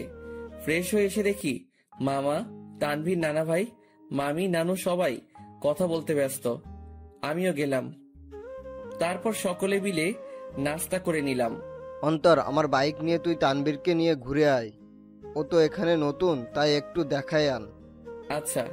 তারপর মামার থেকে বাইকের চাবি নিলাম আর বাইক নিয়ে দুজনেই ঘুরে আসলাম। আমরা যে গ্রামে থাকি সেখানে প্রায় সব জায়গায় চাষ করার জন্য মাঠ ও পুকুর, কিন্তু দুঃখের কথা আমি সাঁতার পারি না, কারণ আমি জীবনের 100 ভাগের 80 ভাগই শহরেই কাটাইছি। বাকি 20 ভাগের মধ্যে 7 ভাগ বলতে পারেন ট্যুরে গিয়ে, আর বাকি অংশ শহরেই। তবুও গ্রামটা ভালো করে চিনি। যতদিন গ্রামে ছিলাম ততদিন মামার সাথে গিয়ে গ্রামে ঘুরতাম। সকালবেলা আমি আর তানভীর অনেকক্ষণ ঘোরাঘুরি করলাম আর দুপুরের দিকে আসলাম। বাইকটা রেখে বাড়িতে ঢুকলাম আর দেখলাম নানা ভাই, নানু, মামা, মামি ও সেই 2টা মেয়েও আছে আর তারা কথা বলতেছে। কিন্তু আজব ব্যাপার হলো এরা বাড়িতেও হিজাব করে রাখছে। ঘোরা শেষ? মোটামুটি। আমি রুমে চলে যাই, কিন্তু বারবার সেই মেয়েগুলোর প্রতি কেন যে আকর্ষণ লাগতেছে কে জানে। তবে ইচ্ছা তো করতেছে হুজুরনিগুলোর চেহারা দেখতে, কিন্তু ডাইরেক্ট বলা তো মুসিবত, থাক পরে সেটা ব্যবস্থা হবে আর কি। আমি রুমে গিয়ে ব্যাগ থেকে কিছু কাপড় বাহির করলাম আর চিন্তা করলাম গোসল করব, কিন্তু মনে পড়লো এখানে তো পানির হিটার নাই যে ডাইরেক্ট বাথরুমে যাবো, সুইচটা ক্লিক করবো আর গরম পানি পামো। পড়লাম আরেক মুসিবতে। কেমনটা লাগে, ধুর, মামিকে বলবো গরম পানি করে দিতে। আমি যখনই রুম থেকে বের হব তার আগেই মামি উপস্থিত উইথ গরম পানি। এই না হলে আমার মামি, আমার কখন কি লাগে তা তুমিও আম্মুর মতোই জেনে যাও। আমিও তো তোর আরাক আম্মু, এখন যা গোসল করতে, আমি পানি দিয়ে গেলাম। থ্যাংক ইউ মামি, আই লাভ ইউ বলতাম, কিন্তু মামা শুনলে হার্ট অ্যাটাক করবো। যা ফাজিল। মামি চলে গেল আর আমিও মনের সুখে লুঙ্গি আর তোয়ালে নিয়ে চলে গেলাম গোসল করতে। গোসল শেষ করতেই আমিও রুমে আসলাম। লুঙ্গি পরা আছে, বলা যায় না কখন কোথায় খুলে যায়। জীবনে 2টা কখন কোথায় খুলবে তা কেউ বলতে পারে না। 1 হলো কপাল, 2 হলো লুঙ্গি। আমার মনে হলো কেউ আমাকে দেখতেছে। আমিও জানালার দিকে তাকালাম, কিন্তু কেউ নাই। ভাই বলা যায় না কখন কে এসে দাঁড়ায় থাকে, তাই প্যান্ট আর টি শার্ট বাথরুমে চলে গেলাম আর সেখান থেকে চেঞ্জ করে আসলাম। আমি রুম থেকে বের হতেই এক হুজুরনি আমার সামনে এসে পড়ে। আমিও এড়িয়ে চলে যেতে লাগি আর বাহিরে বাড়ির আঙিনায় রোদের মধ্যে দাঁড়ায় অনেক ঠান্ডা লাগতেছিল ভাই। বিশ্বাস করেন, শীতকালে শরীর ভিজা অবস্থায় কেউ গায়ে একটা ফু দেয় না, তা ব্রেকআপের চেয়ে কষ্টকর লাগে। তো আপনি এই বাড়ির লোক, তা আমাকে আগে বলতে পারলেন না? খালি খালি টেনশনে ছিলাম আমি। আমি পিছনে তাকালাম, কিন্তু চেহারা না দেখায় বুঝতে পারলাম না কে কোনটা, মানে কে কোন বোরকাওয়ালি। আমি কি জানতাম আপনি এখানে আসবেন? আজাইরা কথাবার্তা বলিয়েন না, এইসব আমি পছন্দ করি না। এত অ্যাটিটিউড ভালো না। আমি বুঝতে পারলাম এটা সেই বকবক রানী যেটা বাসে আমার মাথা খাইছে। আচ্ছা, এখানেও মুখ ঢেকে রাখলেন সেটা বুঝলাম না। আসলে এটাই তো আমাদের বাড়ির নিয়ম। পরপুরুষের সামনে আমরা চেহারা দেখাই না, তবে স্বামীকে দেখানো যাবে, এই নিয়ম আছে। আচ্ছা, আপনি কি ম্যারিড? না, আপনি? আমি ম্যারিড। তো আপনার ওয়াইফকে না আনবেন? বন্ধুকে আনলেন কেন? ও ওর বাবার বাড়িতে গেছে। তবে একটা জিনিস আমি খেয়াল করলাম, মেয়েটা এমন ভাবে কথা বলতেছে মনে হয় সে আমার সম্পর্কে জানে, ও আমাকে চিনে। তাছাড়াও তার ভয়েসটা একটু একটু মাথা খাচ্ছে আমার। আচ্ছা, আপনি থাকেন কোথায়? সরি, বলা যাবে না। আচ্ছা, লাগবে না। আমি খেয়াল করলাম মেয়েটা আমার সাথে কথা বলতেছে তো ঠিকই, মানে তার কথার মধ্যে আমি অন্য একরকম কিছু পাচ্ছি। মামি আসে আর আমাদের খাবারের জন্য ডাক দেয়। আমিও চলে যাই। সেখানে দেখি মামা, তানভীর, নানা ভাই উপস্থিত ও তারা বসে বসে কথা বলতেছে। কিসের এত আলাপ তোমাদের? মনে হয় কোনো বড় ধরনের গন্ডগোল পাকানোর প্ল্যান চলতেছে তোমাদের। বিয়ের? কি? কার বিয়ে? কখন? কোথায়? কোন টাইমে? দাওয়াত দিছে তো? আমি কিন্তু যাবো। শালা তোর অভ্যাস চেঞ্জ হইল না। আরে বেটা, ফ্রি খাবার কেমনে মিস করবো বেটা? ও মামা, বলো না কার বিয়ে? আমি বিরিয়ানির চান্স মিস করতে চাচ্ছি না। তোর বিয়ে? কি? এবার খা নিজের বিয়ের বিরিয়ানি। মেজাজটা এখন 440 হয়ে গেল কিন্তু। আরে তোরা থাম তো। তারপর সবাই মিলে দুপুরের খাবার খেয়ে নিলাম। অন্তর, আজকে একটু বাজারে যাব, কিছু কিনতে হবে, তুই যাবি? আচ্ছা, গেলাম আর কি, সাথে তানভীরকেও নিয়ে নিব। আচ্ছা ঠিক আছে। অন্তর, আপুর সাথে কথা বলেছিলি? সকালে বলছিলাম, যখন তানভীরকে নিয়ে বের হয়েছিলাম তখন আম্মু কল দিছিল। আচ্ছা শোন, তোরা বাজারে যাবি ভালো কথা, আমার ওষুধ আনতে ভুলিস না। জি আব্বু। তবে আমি যাব না রে, আমার একটু শরীর খারাপ লাগতেছে। আচ্ছা ঠিক আছে, তুই রেস্ট নে, আমি আর মামা যাব। তো মামা কখন যাবা? এই বিকাল করেই যাব। আচ্ছা। তারপর আমি আমার রুমে চলে গেলাম। সেখানে গিয়ে কিছুক্ষণ রেস্ট করে নিলাম। বিকেলবেলা আমি মামার সাথে বাজারে যাওয়ার জন্য রেডি হচ্ছি। আসলে কোট নিয়ে নিচ্ছি, যাতে যদি আসতে দেরি হলেও ঠান্ডা সহ্য করতে না হয়। মামা বাইক নিয়ে দাঁড়ায় আছে আমি বাইকে বসলাম। কিরে, বাইক চালাবি? না মামা, তুমি চালাও। তারপর মামা বাইক চালাতে লাগে আর আমিও বাইকে বসে আছি। বাইক চলতেছে আপন গতিতে আর আমি বাইকে চড়তেছি আর গ্রামের প্রকৃতি উপভোগ করতে ব্যস্ত। কিছুক্ষণ পরে আমরা বাজারে চলে আসি। মামা আমাকে নামিয়ে একটা জায়গায় বাইকটা রেখে আসে। আচ্ছা মামা, কি কি নিবা বাজার থেকে? ভাগিনা, অনেকদিন পরে আমাদের বাড়িতে আসছিস, সাথে তোর বন্ধু তানভীরকে নিয়ে আসছিস, তাই আব্বু আম্মু বলেছে তোদের দুজনের জন্য কিছু নিতে। মামা, কিছু লাগবে না আমাদের, তোমার অন্য কাজ থাকলে সেটা করো। আরে আয় তো তুই। মামা আমাকে টেনে নিয়ে যায় আর একটা পাঞ্জাবির দোকানে নিয়ে যায়। সেখানে আমি দাঁড়াই আছি আর মামা দোকানদারের সাথে কথা বলতে ব্যস্ত। অন্তর, এদিকে আয় তো। আমি মামার কাছে গেলাম। দেখ তো পাঞ্জাবিটা পছন্দ হয় কিনা। মামা আমাকে লাল কালারের পাঞ্জাবি দেখালো। মামা, লাল কেন? আমার তো বিয়ে না। বিয়ে হোক আর না হোক, কিন্তু এটা আমার পছন্দ হয়েছে আর আমি চাই বিয়েতে এটা তুই পরবি। তবে ভাগিনা, এটাতে তোরে বেশ মানাবে। আচ্ছা, তোমার পছন্দ হয়েছে তাহলে নাও। তারপর মামা পাঞ্জাবিটা নিয়ে নেয় আর আমাকেও বলে তানভীরের জন্য একটা পাঞ্জাবি দেখতে। আমিও তানভীরের জন্য একটা পাঞ্জাবি দেখি আর মামাও সেটা কিনে নেয়। হয়েছে মামা, এবার খুশি? এমন ভাবে কথাগুলো বললা মনে হয় আমাকে বিয়ে করানোর প্ল্যান করে আছো। সেটাই তো। কি? না মানে সেটাই তো, যাতে তোকে একটা বিয়ে করাই দিতে পারি। ধুর মামা, আপাতত একটু শান্তি দাও আমারে। বিয়ে করলে তো তোমার মতো হাল হবে আমার। আচ্ছা চল। আমি মামার সাথে যেতে লাগি। আমরা বাজারে হাঁটতে লাগলাম আর মামাও টুকিটাকি বাজার নিতে ব্যস্ত। আমিও মামার সাথে ঘুরে ঘুরে দেখতে লাগলাম। আর তখনই একটা শাড়ির দোকানে চোখ পড়লো, যেখানে বাহির থেকে একটা শাড়ি দেখা যাচ্ছিল যার রং ছিল গোলাপি। শাড়িটা দেখে তারিনের কথা মনে পড়লো আর তারিনের পছন্দের কালারও গোলাপি। যেদিন প্রথম তারিনকে দেখি, সে গোলাপি জামা পরে কলেজে আসছিল, যা দেখে প্রায় কলেজের সকলেই তার দিকে তাকিয়েছিল। আর আমি তো দেখেই লাট্টু হয়ে গেছিলাম। আর সেদিনই তারিনকে আমার ভালো লেগে যায়। এরপর তারিনের পিছেই পড়ে যাই আর প্রায় একটা সপ্তাহের মতো পিছে পড়েছিলাম। এরপর একদিন তানভীর শালা সাহস জাগিয়ে দেয় আর প্রপোজ করি, আর সেও সাথে সাথে অ্যাকসেপ্ট করে নেয় আর বলে নাকি সেও নাকি আমাকে পছন্দ করত, কিন্তু আমার রাগের জন্য আমার সামনেও আসতেও ভয় পেত। আসলে আমি সব সময় নিজেকে শান্ত রাখার চেষ্টা করি, কিন্তু যখন রেগে যাই তখন শান্ত হতে অনেক সময় লাগে। আর যার উপর রেগে যাই তাকে সহজে ক্ষমা করি না। কিন্তু তারিনের ব্যবহারটা আমার মোটেও ভালো লাগেনি। আসলে আমি বুঝতে পারলাম তার মধ্যে আমার জন্য কোনো ভালোবাসাই ছিল না, জাস্ট ভালো লাগাই ছিল, যেটাকে আমি ভালোবাসা ভেবে বসেছিলাম। আর সেটাই আমার বড় ভুল ছিল। ভালোবাসা মানে একে অপরের প্রতি বিশ্বাস, ভরসা। কিন্তু তারিনের জন্য আমি তানিয়ার সাথে মিলে তারিনের বার্থডে সেলিব্রেশন করার জন্য প্ল্যান করলাম। কিন্তু তারিন মনে করে বসেছিল আমার আর তানিয়ার মধ্যে কোনো কিছু চলতেছে। যদি তারিন আমাকে বিন্দু মাত্র বিশ্বাস করত তাহলে সেটা কখনোই মাথায় আনত না। কিন্তু তারিনের মনে ভালোবাসা ছিল না, তাই সে আমাকে তানিয়ার সাথে মিশতে দেখে সন্দেহ করতে লাগলো। আমি মনে করেছিলাম তারিনকে তার বার্থডে পার্টির সারপ্রাইজ দিব, কিন্তু সেই আমাকে বড় ধরনের সারপ্রাইজ দিয়ে বসে আছে। তার জন্য আমি একটা সপ্তাহ শান্তিতে ঘুমাতে পারি নাই, কারণ আমি তারিনের জন্য তার পছন্দের জিনিসগুলো কিনতে আনতে ব্যস্ত। কারণ আমি তারিনকে খুশি দেখতে চাই। তার জন্য এত কিছুই করে শেষমেশ জুতার বাড়ি ও মিথ্যা অপবাদ পেলাম। সে না জেনেই আমাকে এভাবে আঘাত করলো। যদি তার মনে আমার জন্য বিন্দুমাত্র ভালোবাসা থাকতো তাহলে সে আমাকে সন্দেহ না করে আমার প্রতি বিশ্বাস রাখতো। কিন্তু সে থাক, যা হয়েছে ভালোই হয়েছে। আমিও উচিত শিক্ষা পেলাম আর বুঝতে পারলাম তারিন আমাকে কেমন ভালোবাসছিল। কিরে, কি ভাবছিস? কই কিছুই না।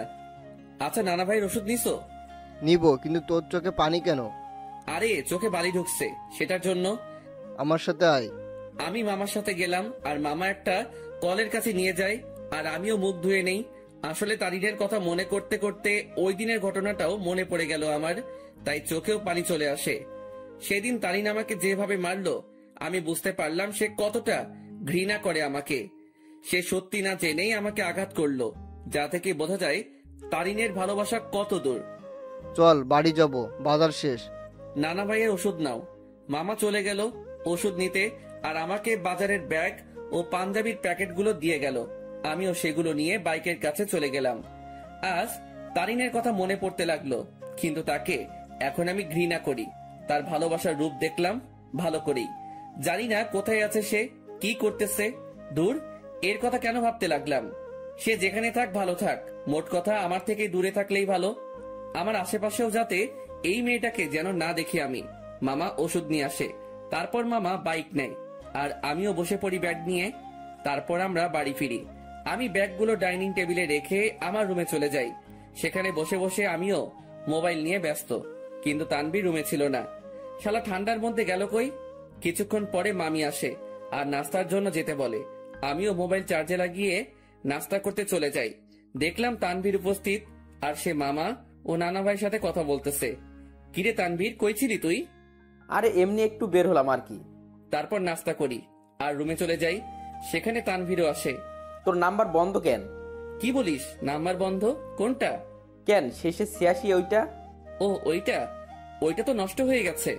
নষ্ট হয়েছে নাকি তুই নষ্ট করছিস? আমি করছি। কেন, তোর কাছে আমার শেষে 68 ওয়ালা নাম্বারটা নাই? আছে তো। সেটাতে কল দিলে পাবি। আচ্ছা, তানিয়ার সাথে কথা হয়েছে তোর? আরে আরেকটু আগেও তো কথা বলে আসলাম তার সাথে। কি? আরে ফোনে কথা বললাম আর কি। তুই কি মনে করছিস তানিয়া এখানে আর আমিও তার সাথে ঘুরে ঘুরে কথা বলতেছি? আমি তো এটা মনে করি নাই। তুই এই কথাটা বললি কেন? আরে শালা, তুই তো এটাও ভাবতে পারিস, তাই আগে বলে দিলাম আর কি। আচ্ছা বাদ দে। আর শোন, তানিয়াকে আমার পক্ষ থেকে সরি বলে দিস ওই দিনের ঘটনার জন্য। আরে বেটা বলতে হবে না, আমি সামলে নিছি ব্যাপারটা। তারপর তানভীরের সাথে রাতে খাবারের আগ পর্যন্ত আড্ডা দেই। তারপর মামা এসে আমাদের খাবারের জন্য ডাকে, আর আমরাও খাবার খেয়ে নেই। এরপর রাতে আম্মু আব্বুর সাথে কথা বলে নিলাম, আর মোবাইলে সকাল ভোরের জন্য অ্যালার্ম দিলাম, যাতে সকালে উঠে নামাজ পড়ে গ্রামের শীতকালে সকালের দৃশ্য উপভোগ করতে পারি। এরপর দিলাম ঘুম। সকাল ভোরে আমার অ্যালার্ম বেজে ওঠে আর আমিও উঠে পড়ি। আমার অ্যালার্ম শুনে তানভীর কিছুটা নড়ে ওঠে। আমিও অ্যালার্মটা বন্ধ করে দেই, আর শালা আবার ঘুম। আমিও ফ্রেশ হয়ে নেই আর বাসার থেকে উজু করে নেই। এরপর দরজা খুলে আমিও চলে গেলাম মসজিদে ফজরের নামাজের জন্য। মসজিদে নামাজ শেষ করে এবার বেরিয়ে পড়লাম ঘোরার জন্য। চারিদিকে কুয়াশায় ঘেরা, সামনে কি আছে কেউ দেখতে পারবে না। আর গ্রামের পরিবেশে এটা একটা অসাধারণ ও মুগ্ধকর মুহূর্ত। তবে এটাই না, এখন সবচেয়ে আকর্ষণীয় জিনিস দেখার বাকি, যেটা প্রায় অনেকে দেখতে গ্রামে আসে। আর সেটা হলো শীতকালে সকাল ভোরে সূর্যোদয়। ভাগ্যিস আমি কোট শু পরে বের হইছি, না হলে এমনিও ঠিক না জমে কুলফি হয়ে যাইতাম। আমি হাঁটতে লাগি আর কিছু স্বপ্ন দেখছিলাম, সেইগুলো ভাবতে লাগি। একদিন এক শীতের সকালে তাকে নিয়ে হাঁটবো, একটা চাদরকে দুজনে ভাগাভাগি করে নিয়ে পড়বো, একে অপরকে ধরে সেই কুয়াশা ভরা রাস্তায় একে অপরকে নিয়েই মগ্ন থেকে হেঁটে যাব। তাকে নিয়ে শীতের সকালে সূর্যোদয় দেখব, আর সকালবেলা দুজনে ঠান্ডা ঠান্ডা খেজুরের রস খাবো। হয়তো এটা কোনোদিনও পূরণ হবে না, স্বপ্নই থেকে যাবে। থাক, কেউ লাগবে না আমার। আমার লাইফ আমি একা এনজয় করব। তার ভালোবাসার কোনো প্রয়োজন নেই আমার। তার ভালোবাসার নমুনা দেখলাম ভালো করেই, যার মধ্যে আমার জন্য বিন্দুমাত্র বিশ্বাস নেই। সে কি করে আমাকে ভালোবাসবে? ভালোবাসার মধ্যে বিশ্বাসের অবদান বেশি, কারণ একে অপরের প্রতি বিশ্বাসী ভালোবাসাকে আরো বাড়িয়ে তোলে। সূর্যোদয় শুরু হয় আর আমিও রাস্তায় দাঁড়িয়ে দেখতে লাগি। পকেটে হাত দেওয়া অবস্থায় সেই মুগ্ধকর দৃশ্য দেখতে ব্যস্ত আমি। সূর্যোদয় শেষ আর কুয়াশাও আস্তে আস্তে দেখা যেতে লাগে আর শেষ হতে লাগে। তাই আমিও চিন্তা করলাম, শীতের সকাল, দেখি যদি কোনো চায়ের দোকান পাই তাহলে এক কাপ গরম চা খাওয়া যায়। আমিও হাঁটতে লাগি আর ভাগ্যক্রমে একটা চায়ের দোকানও পেয়ে গেলাম। আমিও সেখানে যাই। এক কাপ চা দেন তো। জি দিচ্ছি, বসেন। আমি বসে আছি আর পকেটে হাত, কারণ হাত প্রায় ঠান্ডা হয়ে আসছে। এখন যদি তানভীরের পাশে থাকতো তাহলে আমার এই ঠান্ডা হাত তার পিঠে ঢুকাই দিতাম। প্রতি শীতেই শালারে এই চাকা দেই আমি। চা দিয়ে গেল আর আমিও পকেট থেকে হাত বের করে দুই হাত দিয়েই চায়ের গ্লাস ধরি। চায়ের গ্লাসের তাপ দিয়ে হাত গরম করতেছি আর একটু একটু চুমুক দিচ্ছি চায়ে। চা খাওয়া শেষ করলাম আর পকেট থেকে মানি ব্যাগটা বের করে চায়ের বিল দিয়ে দিলাম আর সেখান থেকে চলে আসলাম। আমি বাড়ির দিকে যেতে লাগি। বাড়ি আঙিনায় যেতে দেখি সামনে একটা সিএনজি। মনে হয় বাড়িতে কেউ আসছে। থাক, যেই আসুক আমার কি। আমিও আস্তে করে বাড়িতে ঢুকে যাই আর নিজের রুমের দিকে চলে যাই। রুমে প্রবেশ করা মাত্রই আমার চোখ কপালে উঠে গেল। তোমরা? কি রে হারামজাদা, ভালোই তো মজা মাস্তিতে আসিস। জি হ্যাঁ, আমার রুমে আমার আম্মু আব্বু উপস্থিত, আর তানভীরও ঘুম থেকে উঠে গেছে। তোমরা এখানে কেমনে? কালকে না তোমাদের সাথে কথা বললাম আমি? আমরা 11টার গাড়িতে উঠি আর এখানে চলে আসি। এখানে আসার কারণটা কি? তাও হঠাৎ করে চলে আসলা, ব্যাপারটা বুঝলাম না। আমার আম্মু আব্বুর বাড়ি আর আমি আসবো না, এটা কি ধরনের কথা? আসবে মানা কি করলো, কিন্তু হঠাৎই না বলে চলে আসলা, ব্যাপারটা আমাকে একটু চিন্তায় ফেলে দিল। চুপ হারামজাদা, এত চিন্তা করতে হবে না তোকে। তোর জন্য আমি তানভীরকে মারলাম। মানে? আর বলিস না দোস্ত, আমাকে তুই মনে করে আমি ঘুমানো অবস্থায় মাথায় দিল একটা। তুই শালা মাইরের যোগ্য। আম্মুর কাছে গিয়ে আম্মুকে জড়িয়ে ধরলাম। তো মাই আম্মা জান, একটু বলবেন আপনার চেহারা এত খুশি কেন? কারণ আমার আব্বু জানটাকে পেয়ে গেলাম। যে কেমন আছিস আব্বু? কোনো অসুবিধা হচ্ছে না তো? আর বলিও না আম্মু, রাতের বেলা মশারা আমার কিস নিতে নিতে আমার ইজ্জত আস্ত রাখে নাই। এখন বউকে কি বলবো সেটাই সমস্যা। আমার কথা শুনে আম্মু আব্বু হেসে দেয়, কিন্তু তানভীরের মুখে অন্য কিছু দেখতে পাচ্ছি। কিরে তানভীর, তোর কি হয়েছে আবার? কই কিছুই না, আমার ঠান্ডা লাগছে, আমি ঘুমাই। যা ঘুমা তুই। আমি আম্মু আব্বুকে নিয়ে হলরুমের দিকে গেলাম আর দেখলাম মামা নানা ভাই কথা বলতেছে। আপু, এটা কি আসলেই তোর ছেলে? কেন, তোরে কি করলো? আর বলিস না আপু, আসতে না আসতেই আমার জীবনের অর্ধেক আগেই টানা টানা করেছে, আর এখন বাকিটুকু করতেছে আর কি। এই মামা, মেজাজ গরম করিও না, না হলে যে একেবারে জায়গা বরাবর বাস দিমো। আল্লাহ কি দেখে তোরে বানাইছে বুঝি না, একবারে ফাজিল এর বাপ তুই। আজ আছি তো তাই এসব বলতেছো, একদিন এই ফাজিলটা থাকবে না, সেদিন মিস করলেও লাভ হবে না মামু। প্রথম কথা, তুই ফাজিল না, শয়তানের নানা, আর শয়তান মরে না, বুঝছস? ওকে দেখা যাবে। মামা ভাগিনার ঝগড়া শেষ হয়েছে? হয় নাই, আরো বাকি আছে। মামু, মেজাজটা কিন্তু 440 করছো, কোন সময় কোন অঘটন ঘটাই দেই আর তোমারে ফাঁসাই দিমো কিন্তু। কেন, কি করবি তুই? বেশি কিছু না, গ্রামে কোনো এক আন্টিকে টাকা দিয়ে ভাড়া করে আনবো। কেন, গ্রামের মহিলা এনে কি করবি? বেশি কিছু না, তারে বলবো তোমার জিএফ হিসেবে নিজেকে পরিচয় দিতে, বাকিটা মামি সামলাবে আর কি। কথাটা শুনে আব্বু আম্মু নানা ভাই হেসে দিল, আর মামার মুখের রিয়াকশন দেখে আমার হাসি আসতেছে। মামা ফুল শক খেয়ে গেল।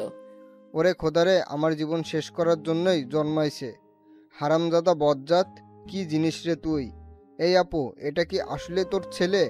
আমার সন্দেহ হচ্ছে, এটাকে মনে হয় ভুল করে নিয়ে নিচ্ছিস তুই। আম্মু আব্বু হাসতেছে কারণ তারা ভালো করে জানে মামা ভাগিনার কাণ্ড। এভাবে কিছুক্ষণ মজা করে রুমে চলে যাই। সকালে নাস্তার সময় আমরা সকলে একত্রে হই, আমি আব্বু মামা নানা ভাই শান্ত তানভীর, আমরা সকলে নাস্তা করে নিলাম। অন্তর, তুই এমন কেন? আমি আবার কি করলাম? বাবা রে, তুই কি আমাদের কিছুই মনে করিস না? আরে কি হয়েছে, কান্না করতেছো কেন? সমস্যা কি একটু বলো তো, কি করলাম আমি? আমি আব্বুকে জড়িয়ে ধরলাম। যদি কোনো ভুল কিছু করে থাকি ক্ষমা করে দিও। আর ওই দিনের ব্যাপারটার জন্য সরি, আসলে মাথা ঠিক ছিল না, তাই কথা বলতে ইচ্ছে করতেছিল না, তাই রাগ করে টেবিল থেকে গ্লাস ফ্লোরে ছুঁড়ে মারি। আব্বু আমাকে খুব শক্ত করে জড়িয়ে ধরে। আমি বুঝতে পারলাম আব্বুর মনে কিছু একটা চলতেছে, কিন্তু কি তা বুঝতে পারতেছি না। আচ্ছা আব্বু, চলো একটু ঘুরে আসি দুজন মিলে। চল। আমি আব্বুকে নিয়ে গ্রামে ঘুরতে গেলাম আর দুপুর পর্যন্ত ঘুরলাম, এরপর বাসায় আসলাম। অন্তর, তুই সত্যি কি ভালো আছিস? তোর মনে কোনো কষ্ট নেই তো? আমাকে দেখে কি মনে হয় তোমার আমি কষ্টে আছি? কষ্টে থাকলে কেউ তিরিং বিরিং করে ঘুরে বেড়ায় নাকি, মজা মস্তি করে নাকি? আল্লাহর রহমতেই ভালো আছি আমি। তবে তোমার কেন মনে হচ্ছে আমি ভালো নেই? না, এমনি। আচ্ছা চল ভিতরে যাই। আমরা ভিতরে গেলাম। দুপুরে খাবার সময় আমরা সকলে মানে সকল ছেলে মানুষ একত্রে খাবার খেয়ে নিলাম। তারপর আর কি, অন্যান্য দিন যা করি সেটাই করে সন্ধ্যা পর্যন্ত পার করলাম। সন্ধ্যায় আমি মোবাইলটা চার্জে লাগিয়ে আসি নাস্তার জন্য। হল রুমে এসে দেখি সকলে কি নিয়ে আলোচনা করতে ব্যস্ত। আমিও গেলাম তাদের কাছে। আচ্ছা, আমি একটা জিনিস বুঝলাম না, আমি আর তানভীর যেদিন আসলাম সেদিন থেকে তোমরা আমাকে ছাড়া বাকি সবাই আলোচনা সভা তৈরি করে আলোচনা করতে ব্যস্ত। এখন আজকে আব্বু আম্মু আসলো, আজকে আব্বুকে নিয়েও তোমরা শুরু করে দিলে। আসলে কি এমন আলোচনা করতেছো তোমরা? আমার কথাগুলো শুনে সবাই থমকে গেল। মনে হয় আমি তাদের কাছে তাদের জান চাইছি। কিছু না রে, এমনি আড্ডা চলতেছে আর কি। মামা, নানা ভাই তারা এতই ফ্রেন্ডলি যে তাদের সাথে আড্ডা দিতে হেব্বি মজা হয়। তুইও আয়। আমি তাদের কাছে গিয়ে আড্ডা দিতে ব্যস্ত, কিন্তু সকলের চেহারায় অন্য কিছু দেখতে পাচ্ছি আমি। তারা আমার থেকে কথা লুকাচ্ছে, তা আমি শিওর, কিন্তু কি সেটা জানি না। তবে আমাকে জানতে হবে। সন্ধ্যায় সকলে নাস্তা করে নিলাম, আমি একটু বাইরে যাব। আচ্ছা যা, কিন্তু 9টার আগে বাসায় আসবে। আচ্ছা। তারপর আমি বাইরে গেলাম। কিছু দূর হাঁটতেই মনে পড়লো মোবাইলের কথা, যেটা আমি চার্জে দিয়ে আসছি। তাই আমিও আবার বাড়ির দিকে গেলাম। দরজা মুখোমুখি দেওয়া, আর আমি হলরুমে যেতেই দেখি সেখানে কেউ নেই। কিরে, আমি আসার আগ পর্যন্ত তো আব্বু, নানা ভাই, মামা, তানভীর এখানেই ছিল, তাহলে কই গেল? আমিও আমার রুমের দিকে যাই, আর চার্জ থেকে মোবাইলটা নিয়ে বেরিয়ে আসতেই নানুর রুম থেকে কথা বলার আওয়াজ পাই। আব্বু, আমি তানভীরের কাছ থেকেই সকল কথা শুনে তাকে তোমাদের কাছে পাঠালাম। শুধু তাই না, তারিনও আমাকে কল দিয়ে সত্যিটা বলে যে সে কি কি করছে অন্তরের সাথে। প্রথম আমারও রাগ উঠছিল, তারপর তারিন কান্নাকাটি করতে লাগে, আর সে তার ভুল বুঝতে পারে। তোমাদেরও সবটুকু বললাম, অন্তরকে বুঝতে দিই নাই। আমরা তার কষ্ট সম্পর্কে অনেক আগেই জেনে গেছি। রেহেনা, মা শোন, আমাদের বুদ্ধিমতো অন্তরকে এখানে আনলাম আর আটকে রাখলাম। তাকে বুঝতেও দিই নাই যে আমরা এখানে তার বিয়ের ব্যবস্থা করছি। আমি কথাগুলো শুনে নিস্তব্ধ হয়ে গেলাম। খুব বড় ধরনের শখ খেলাম আমি। তার মানে আমাকে এই কারণে আম্মু নানার বাড়িতে পাঠাইছে। আমি কি বলবো বা করবো কিছুই বুঝতে পারলাম না। আমি মোবাইল নিয়ে আস্তে করে বাহিরে যাই, আর নানুর রুমের জানালা খোলা, সেটা দিয়ে আমি কোনো মতে নিজেকে আড়াল করে বাইরের থেকে তাদের দেখতে ও কথাগুলো শুনতে লাগি। এখানে আম্মু তারিনের কথা বলল, কিন্তু এখানে তারিন কোথা থেকে আসবে? আর তখনই দুইটা মেয়েকে দেখলাম। মেয়েগুলো আর কেউ না, সেই মেয়ে যেগুলো আমাদের সাথে আমাদের বাড়িতে আসছে। তাদের চেহারায় এখনো পর্দা করা, তবে তারা তাদের পর্দা খুলতে লাগে। তাদের পর্দা খোলা শেষ, কিন্তু আমি তাদের পিছনের অংশটুকুই দেখতে লাগলাম। এরপর তারা দুজনেই ঘুরতেই সেই লেভেলে শক খেয়ে গেলাম আমি, কারণ আমি তাদের চেহারা দেখলাম। যে মেয়েটা আমার মাথা খাইছে সেটা আর কেউ না, তারিন। আর তার পাশের মেয়েটা হচ্ছে তানিয়া। কি ধোকা দিল রে দুইটাই! ভাইরে ভাই, কি জিনিস এরা! আমার আগে সন্দেহ হয়েছিল এই দুইটার উপর, তবে চেহারা দেখার ইচ্ছা ছিল, কিন্তু দেখতে পারি নাই। আন্টি দেখুন, আপনার কথা মতো আমিও এই দুজনকেই নিয়ে আসি আমাদের সাথে, আর অন্তরকে বুঝতেও দিই নাই এই দুই বোরকাওয়ালি আর কেউ না, তানিয়া ও তারিন। কিন্তু আন্টি, আপনি হয়তো এই মেয়েটাকে মাফ করতে পারেন, কিন্তু আমি কোনোদিনও মাফ করব না। এই মেয়েটা আমার বন্ধুটার মনে গুরুতরভাবে আঘাত করেছে, আর আমি চাই না এই মেয়েটা অন্তরের জীবনে আর আসুক। কিন্তু আপনার কথা রাখার জন্য আমি একে আমাদের সাথে নিয়ে আসি। শালা তানভীরও আমার সাথে 2 নাম্বারই করলো। সে আমাকে গোপনে হলেও তো আমাকে বলতে পারতো, কিন্তু শালাও বেইমানি করলো। তানভীর প্লিজ, আল্লাহর দোহাই লাগে, আমাকে মাফ করে দাও। আমি সত্যিই অজান্তে এমনটা করছি। আমি অন্তরকে হারাইতে চাই না। প্লিজ আমার অন্তরকে ফিরিয়ে দাও। কথা দিচ্ছি আর এমন হবে না, কোনোদিনও না। এই, তুমি এভাবে কথা বলতেছো কেন? তারিন তো তার ভুল বুঝতে পারছে, তাহলে কেন ওকে কথা শোনাচ্ছ তুমি? তুমি কি ভুলে গেছো এই মেয়েটা কি অপবাদ দিয়েছিল তোমাকে ও অন্তরকে? আর ভুলে গেলেও কিভাবে অন্তরকে জুতার বাড়ি দিচ্ছে। এই মেয়ে ক্ষমার যোগ্য না।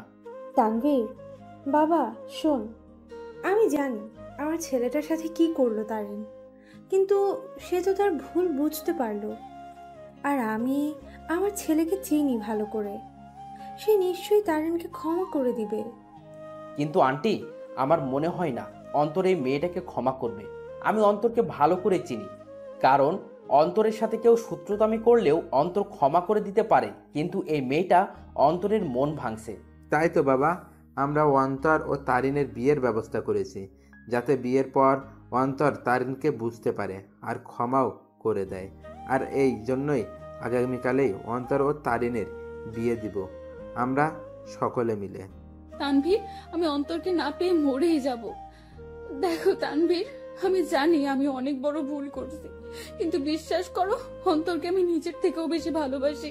তানভীর, আমি তোমার পায়ে পড়ি, একমাত্র তুই পারিস অন্তরকে আমার করে দিতে। এই মেয়ে দূরে থাক আমার থেকে। আর আন্টি, আঙ্কেল যেহেতু আপনার অন্তরকে না জানিয়ে অন্তরের বিয়ের ব্যবস্থা করছেন, যদি অন্তর জানতে পারে যে আপনাদের প্ল্যানে আমি জড়িত, তাহলে অন্তর আমাকে কখনোই ক্ষমা করবে না। তাই আপনারাও কেউ বলিয়েন না যে আমি আপনাদের সাথে ছিলাম। কিন্তু তানভীর, আমি তো সত্যিটা জেনেই গেছি। আর কথা রইল বিয়ের, সেটা তখনই হবে যখন আমি এখানে থাকবো। তার আগেই আমি এখান থেকে কেটে পড়বো। ঠিক আছে বাবা, আমরা এটা বলবো না যে তুমি সব জানতে। আমরা ব্যাপারটা লুকাবো অন্তর থেকে। এবার আমার সামনে সকল সত্য চলে আসলো।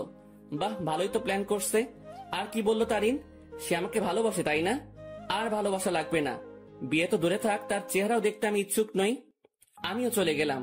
কোনো মতে রাত 8টা পর্যন্ত বাহিরে কাটালাম। আমি বাড়ি আসলাম আর দেখলাম তারা কথা বলতেছে। আমি তো এখন জেনেই গেছি তাদের কি নিয়ে আলোচনা হতো এতদিন। তারা আমার থেকে কথা লুকাইছে। এবার আমিও তাদের বুঝতে দিব না আমিও তাদের গোপন কথাটা জেনে গেছি। সকলে মিলে রাতের খাবারটা খেয়ে নিলাম। তবে আমি চুপচাপ ভাবে থাকি আর তাদের বুঝতে দেই না আমার মনে কি চলতেছে। আমি কারো সাথে কোনো কথা না বলে চলে যাই রুমে। কিরে, কি করিস? কিছু না। কিরে, এভাবে চুপচাপ আসিস কেন? আমার ঘুম আসতেছে। Bye, good night. আমি কম্বলটা গায়ের উপর দিয়ে শুয়ে পড়ি। রাত প্রায় 12টা বাজে। তানভীর ঘুমায়, কিন্তু আমি ঘুমাইনি। কারণ আমি চলে যাব এখান থেকে, কাউকে বলেও যাব না। আমিও উঠে আমার ব্যাগ গুছিয়ে নিয়ে রেডি হয়ে আস্তে করে ব্যাগ নিয়ে রুম থেকে বেরিয়ে পড়ি আর আস্তে করে দরজা খুলে বাসার বাইরে চলে যাই। আমাদের বাড়ি থেকে বাস স্টেশন প্রায় হেঁটে গেলে 15 মিনিটের রাস্তা।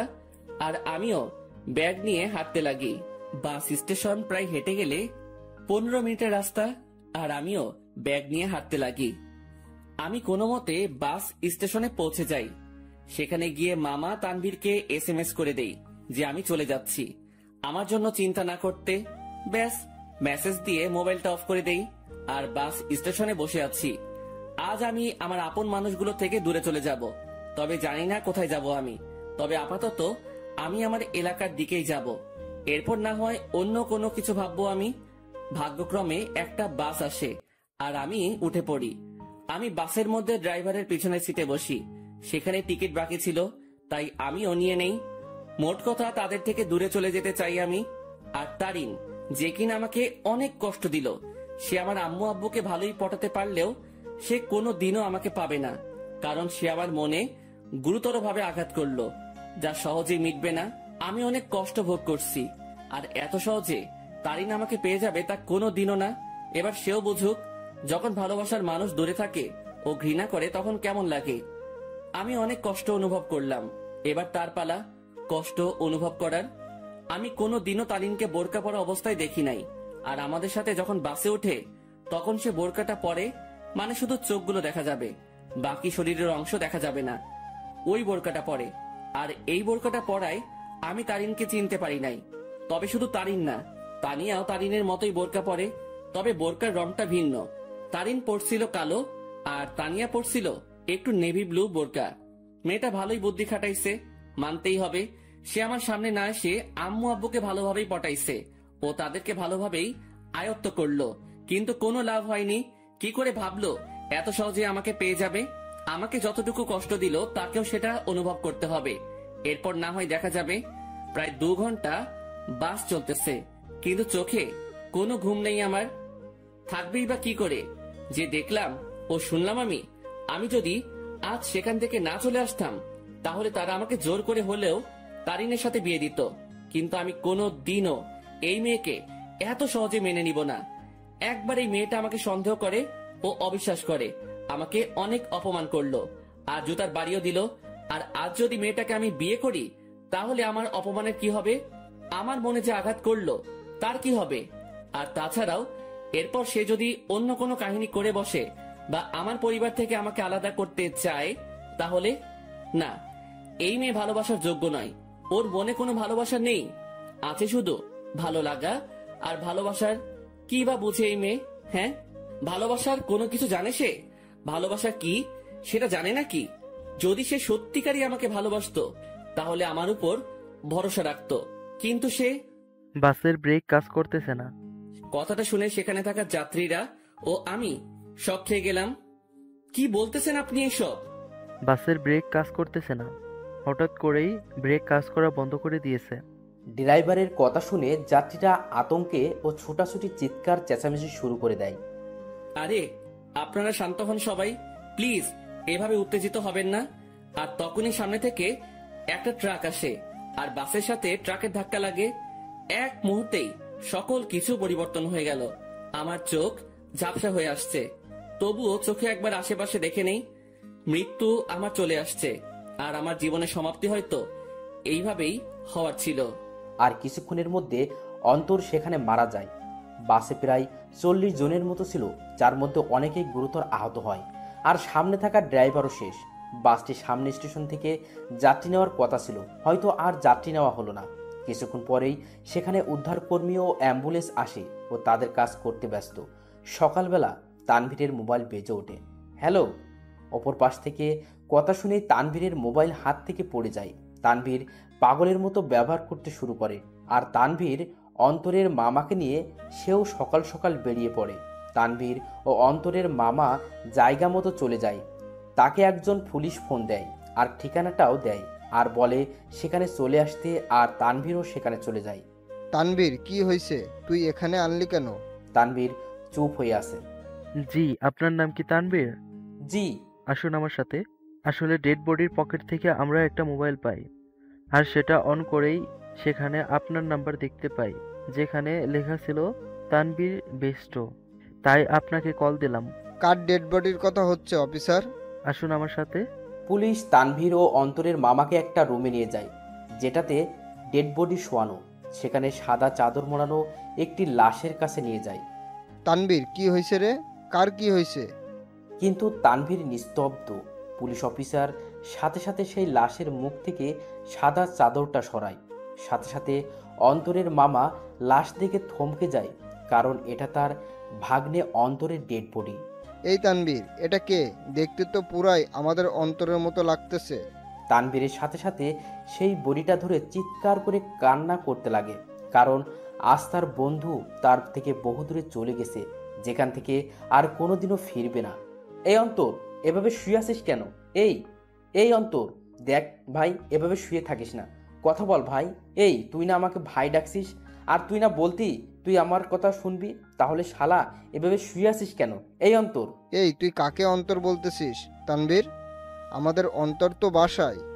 আর তখনই অন্তরের মামার মোবাইলে কল আসে আর দেখে তার বোন কল দিছে। কি রে ভাই, কই গেছিলি? আর তানভীর, অন্তর কই? অন্তরের মামা এই কথাটা শুনে থমকে যায়, কারণ বলল অন্তর ওর বাড়িতে নেই। সাথে সাথে কল কেটে দেয় আর স্ক্রিনের দিকে তাকায়। সেখানে অন্তরের একটা মেসেজ দেখে, সেও সেটা দেখতে লাগে। সেখানে লেখা ছিল, মামা, আমি তোমাদের মনের গোপনের তথ্যটা জেনে গেছি, কিন্তু তোমরা আমার মনের অবস্থা জানো না। আপাতত আমি এই সব থেকে নিজেকে বিরত রাখতে চাই, কিন্তু বাড়িতে থাকলে আমি শিওর তোমার আমাকে বিয়ে দিয়েই ছাড়বা, তাই বাধ্য হয়ে আমাকে চলে যাইতেই হইতেছে।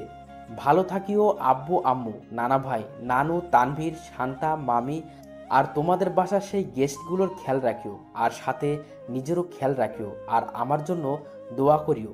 খোদা হাফেজ। তোমার জীবন তেনা তেনা কারি। অন্তর মেসেজটা দেখার সাথে সাথে সেও অন্তরের দেহটাকে ধরে কান্না করে দেয়। আপনারা একটা অ্যাম্বুলেন্স ভাড়া করে বাড়িতে নিয়ে যেতে পারেন।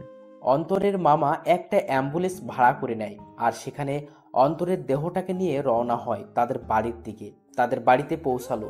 অন্তরের মামাকে দেখে অন্তরের আম্মু সেখানে তার ভাইয়ের কাছে যায়। কি রে ভাই, কই গেছিলি? আর তানভীর, অন্তর কই? কিন্তু তার ভাই চুপ হয়ে আছে। কি রে ভাই, কথা বলিস না কেন? আর আজকে তারিনের পরিবার আসতেছে, তাদের থাকার ব্যবস্থা কর। কি রে, কথা বলিস না কেন তুই? তখনই খেয়াল করে একটা অ্যাম্বুলেন্স তাদের বাড়ির দিকে আসতেছে। কি রে ভাই, বাড়িতে অ্যাম্বুলেন্স? কার কি হয়েছে আবার? কিন্তু তার ভাই নিস্তব্ধ হয়ে আছে, মুখে কোনো কথা নেই। বলতে গেলে জিন্দা লাশ যে জীবিত আছে, কিন্তু কথাবার্তা নেই। সাথে সাথে অন্তরের মামা তার বোনকে জড়িয়ে ধরে কান্না করে দেয়। কি রে মিলন, এইভাবে কান্না করতেছিস কেন? কি হয়েছে রে ভাই? আর তখনই তিনি দেখে সেই অ্যাম্বুলেন্স তাদের আঙিনায় এসে থামে। অ্যাম্বুলেন্স থেকে তানভীর বের হয়।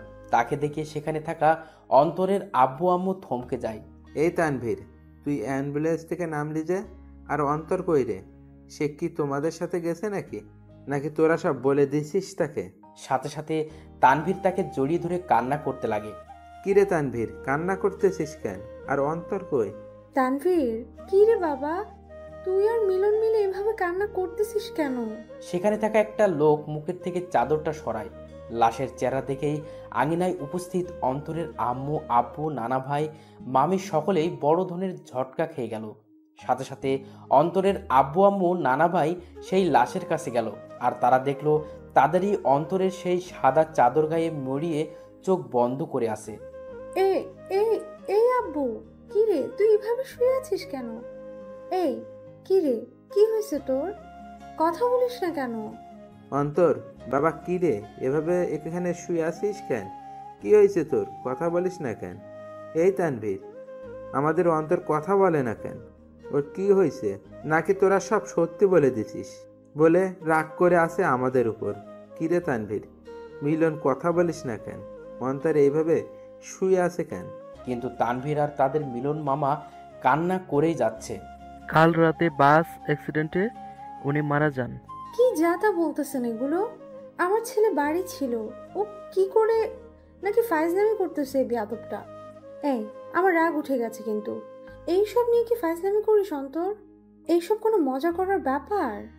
এই উঠ বলতেছি, না হলে কিন্তু একটা মারও মাটিতে পড়বে না।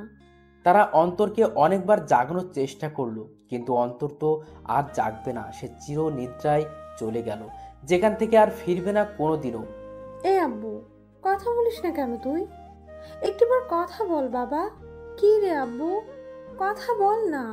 সাথে সাথে অন্তরের বাবা মা দুজনই অন্তরের দেহটাকে জড়িয়ে ধরে কান্না করে দিল।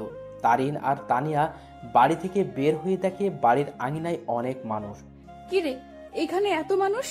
বিয়ে তো ঘরোয়া পরিবেশে হবে বললো, তাহলে এত মানুষ আর কান্নাকাটির আওয়াজ পাচ্ছি কেন?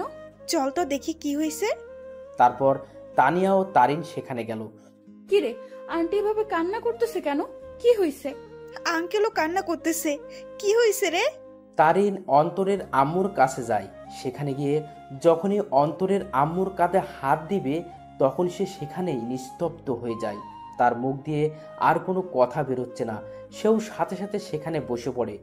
আন্টি, অন্তর এভাবে শুয়ে আছে কেন? কি হয়েছে ওর? কিন্তু তারা সকলেই কান্না করেই যাচ্ছে। কি হলো আন্টি? অন্তর এভাবে শুয়ে আছে কেন? হাই অন্তর, তুমি এভাবে শুয়ে আছো কেন? কি হয়েছে তোমার?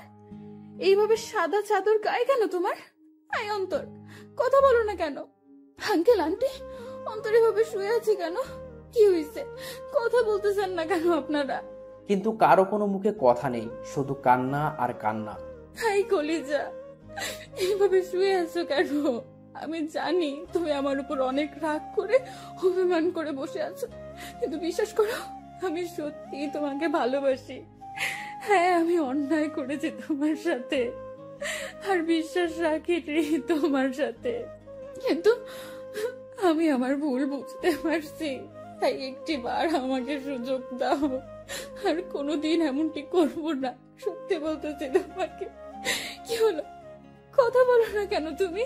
হাই কলিজা, একটিবার কথা বলো না, আমি তোমার পায়ে ধরতেছি। এই আর একটিবার সুযোগ দাও আমাকে, দোয়াই লাগে তোমার। এইভাবে চুপ দেখো না প্লিজ। দেখো আমার কিন্তু ভয় লাগতেছে, আর তুমি এইভাবে চুপচাপ শুয়ে আছো কেন? কথা বলো না। দেখো এভাবে চুপচাপ দেখো না। আমার আর এমন ভুল আমি করবো না, সবসময় তোমার প্রতি বিশ্বাস রাখবো। হাই কলিজা, কথা বলো না কেন? কি হয়েছে তোমার? তারিন অন্তরের হাত ধরে উঠালো আর সাথে সাথে পড়ে যায়। আর তখনই তানিয়া এসে তারিনকে ধরে আর নিয়ে যেতে লাগে। আই তানিয়া, ছাড় আমাকে। আমার কলিজা কথা বলে না কেন? কি হয়েছে ওর? আমাকে ছাড় বলতেছি। তারিন, অন্তর আর কথা বলবে না রে। সে আর কোনো দিনও আমাদের সাথে কথা বলবে না, হাসি ঠাট্টাও করবে না। সে আমাদের একা করে দিল রে। রাগ তো আমার সাথে করলো, তাহলে তোরা একা কি করে হবি? আর দেখি, ছাড় আমাকে, আমি ওর কাছে যাব। ওইখানে শুয়ে আছে আমার উপর রাগ করে, আর আমার সাথে কথাও বলে নাই রাগ করে। দেখি, ছাড় আমাকে, আমি ওকে মানিয়ে নিব, দেখবি। ও আমার সাথে কথা বলবে। ছাড় বলতেছি আমাকে। তারিন সেখানেই পাগলামো শুরু করে দেয়। সে কোনো মতেই বিশ্বাস করতে পারছে না তার অন্তর শুধু তাকেই না, সকলকে ছেড়ে চলে গেল ওপারে, যেখান থেকে আর কোনোদিনও ফিরবে না। তারিন পাগলামো করতে করতে জ্ঞান হারিয়ে ফেলে আর তাকে ঘরের ভিতরে নিয়ে যাওয়া হয়। দুপুরবেলা জানাজা পড়িয়ে অন্তরকে নিয়ে যেতে লাগে তার চিরস্থায়ী স্থানে।